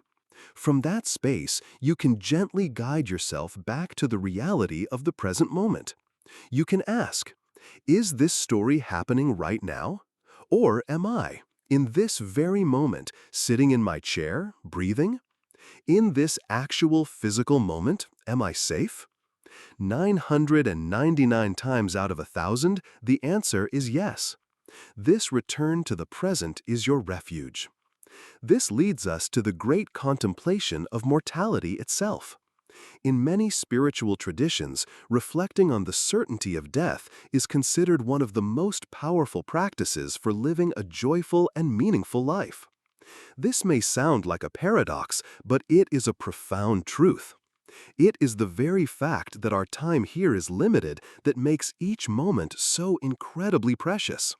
When we truly, deeply accept that we will not be here forever, we stop taking our days for granted. We stop sleepwalking through our lives. The contemplation of death is the ultimate cure for procrastination and for majoring in minor things. It clarifies our priorities like nothing else. Suddenly, the small arguments, the petty grievances, the pursuit of status, they all seem utterly insignificant. What becomes important is love. What becomes important is connection. What becomes important is kindness. We are inspired to tell the people we love that we love them, to forgive old hurts, to spend our precious time on what truly nourishes our soul. Think of it this way. The brilliant, vibrant colors of an autumn forest are so breathtakingly beautiful precisely because we know they are temporary. The beauty is inseparable from its fleeting nature. So it is with our lives. The awareness of death is the dark velvet background against which the jewel of this present moment shines with an almost unbearable beauty. This is not about becoming morbidly obsessed with dying. It is about using the reality of death to wake up and live more fully, more gratefully, and more lovingly right now. It is about making peace with the great natural cycle of life. All things are born, they flourish for a time, and they pass away. The stars in the sky, the great mountains, the trees, and us. There is a deep peace in accepting this rhythm, in relaxing the lifelong struggle against the inevitable. So, when the fear of illness or death arises, meet it with this gentle wisdom. Acknowledge the sensations in your body. Notice the stories in your mind. And then come home to the precious reality of this breath, this moment. Let the awareness of life's fragility be a reminder not to be afraid, but to be fiercely, tenderly, gratefully alive. That is how we transform fear from a tyrant into a wise and trusted teacher. Part 24. The Legacy of Presence. Welcome back, dear friend. Let us settle into this quiet, reflective space together. We have walked bravely into the heart of our deepest fears and found not a monster, but a wise teacher, reminding us of the preciousness of this life. As we accept the finite nature of our days, we naturally begin to consider what will endure after we are gone. We begin to think about our legacy. Our culture typically defines legacy in material and external terms. It is the wealth we accumulate, the property we pass on to our children. It is the list of our professional accomplishments, the awards we have won, the name we have made for ourselves in the world. And these things have their place. They can certainly provide comfort and opportunity for those we love. But the wisdom traditions invite us to consider a deeper, more enduring, and far more meaningful kind of legacy. It is a legacy that cannot be measured in dollars or square feet. It cannot be inscribed on a plaque. It is the legacy of your presence. It is the impact of the quality of your being on the hearts of others. I invite you to try a reflection with me. Bring to mind a person from your own life who has passed on, but whose memory you cherish deeply. Someone who had a profoundly positive impact on you. Now, ask yourself, what is it that you truly remember about them? Is it the amount of money they had in the bank? Is it the title they held at their job? Or is it the way their eyes would light up when you walked into a room? Is it the memory of how they listened to you with their full, undivided attention, making you feel like you were the only person in the world? Is it the feeling of safety and unconditional love you felt in their presence? Is it the sound of their laughter? You see, the things that truly endure are not material. The true legacy we leave behind is woven from the threads of our attention, our kindness, our presence. It is the emotional atmosphere we create around us. It is the feeling we leave in the hearts of the people we touch. This reframes our entire life. It means the most important work we do is not the building of an empire, but the cultivation of our own inner peace and compassion. For it is from this inner state that our true legacy flows. Let us look at what this legacy of presence actually is. It is the gift of mindful listening. As we explored before, this is one of the most profound acts of love. Your children and grandchildren will not remember all the advice you gave them, but they will carry with them for the rest of their lives the feeling of being truly heard by you, of having a safe space to share their own hearts without judgment.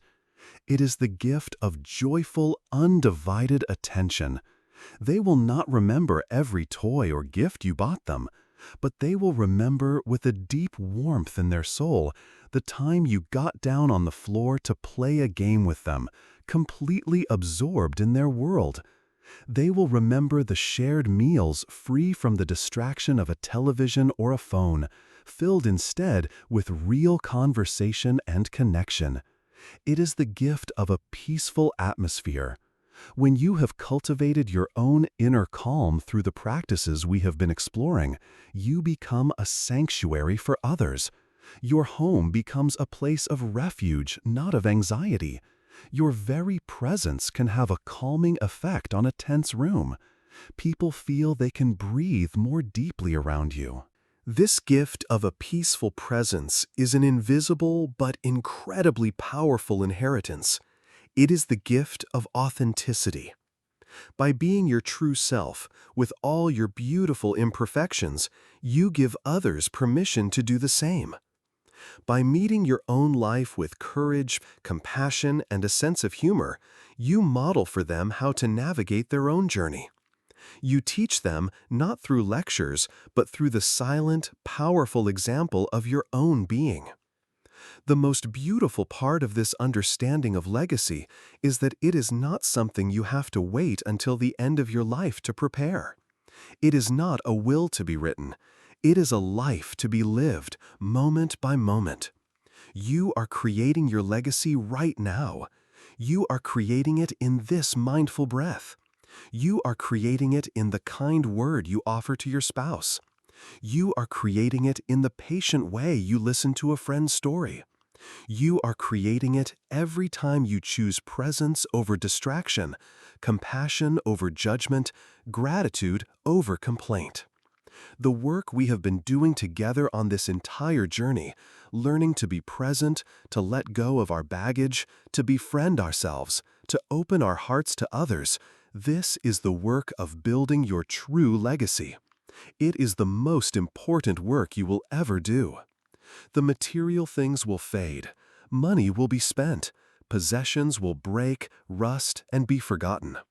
But the love, the attention, the feeling of being truly seen and cherished, that is a seed you plant in the garden of another's heart.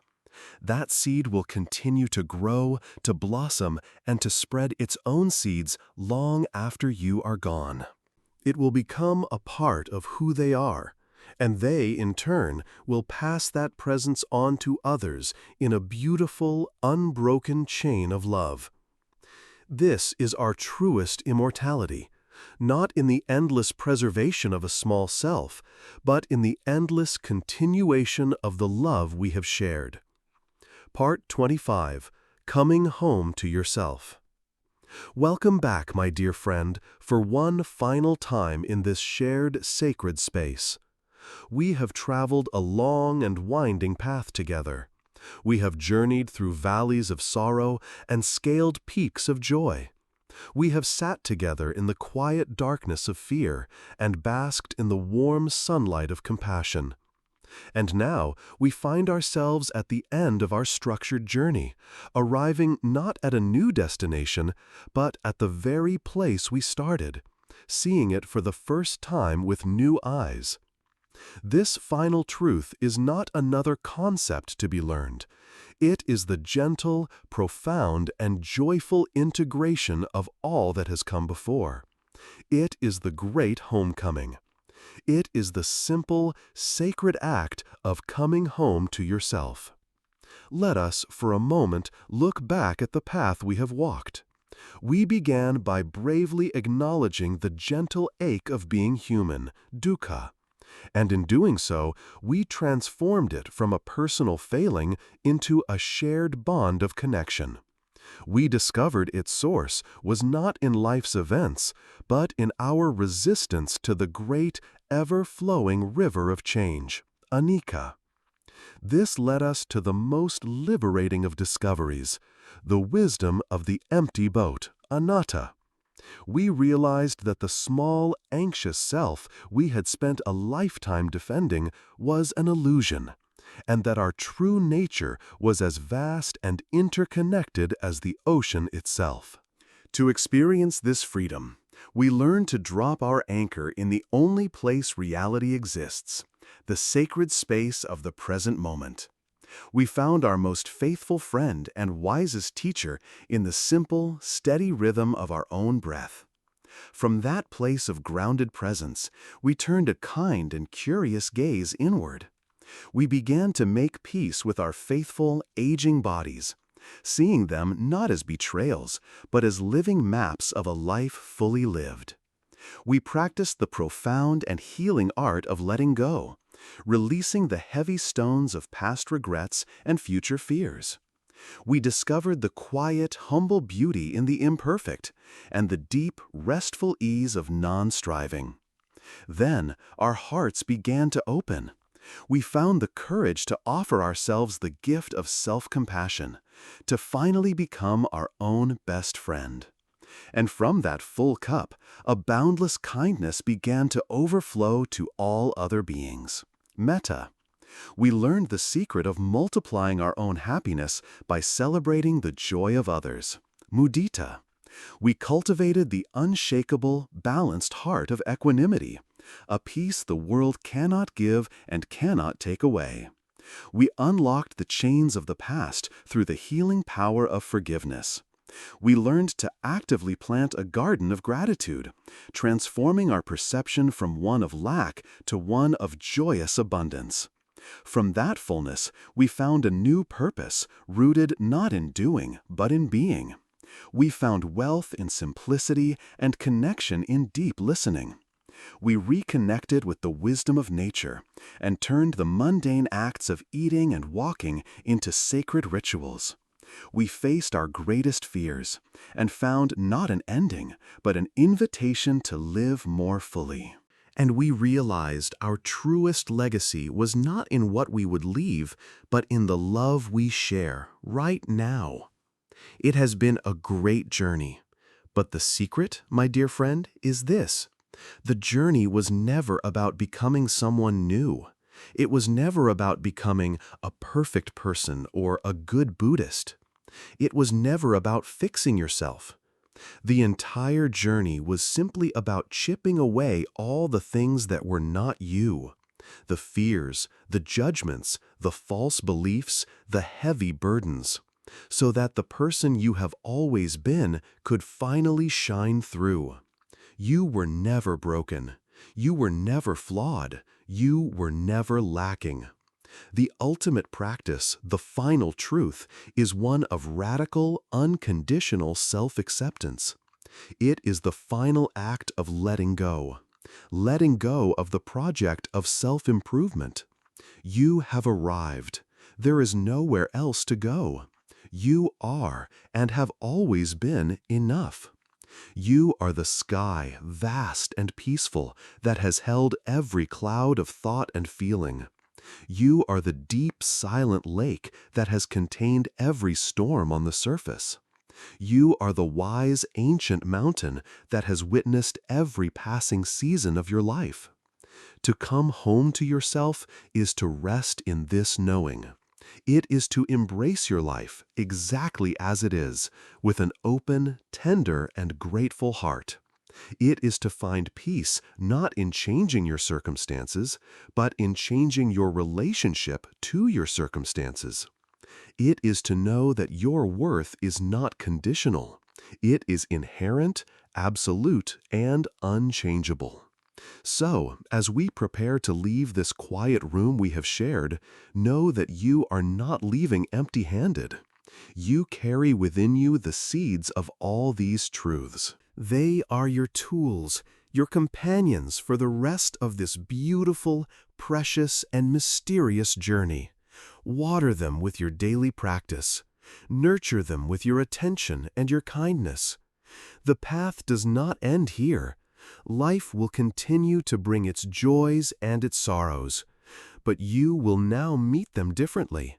You will meet them with more space, more wisdom, and a much more compassionate heart. You will meet them from the quiet center of your own being. Thank you, my dear friend, for sharing this sacred time with me. It has been an honor to walk beside you. If this journey has felt like a homecoming, I invite you to continue sailing with us. This is the work we do here at our channel, The Empty Boat, exploring the art of navigating life with a light heart and a spacious mind. If you feel so moved, subscribe and become part of our quiet, continuing voyage. For now, I leave you with a final, heartfelt wish, echoing from the beginning of our journey to its gentle end. May you be happy. May you be healthy. May you be safe from inner and outer harm. And may you live your days with a deep and abiding ease. Be well, my friend. Be very well.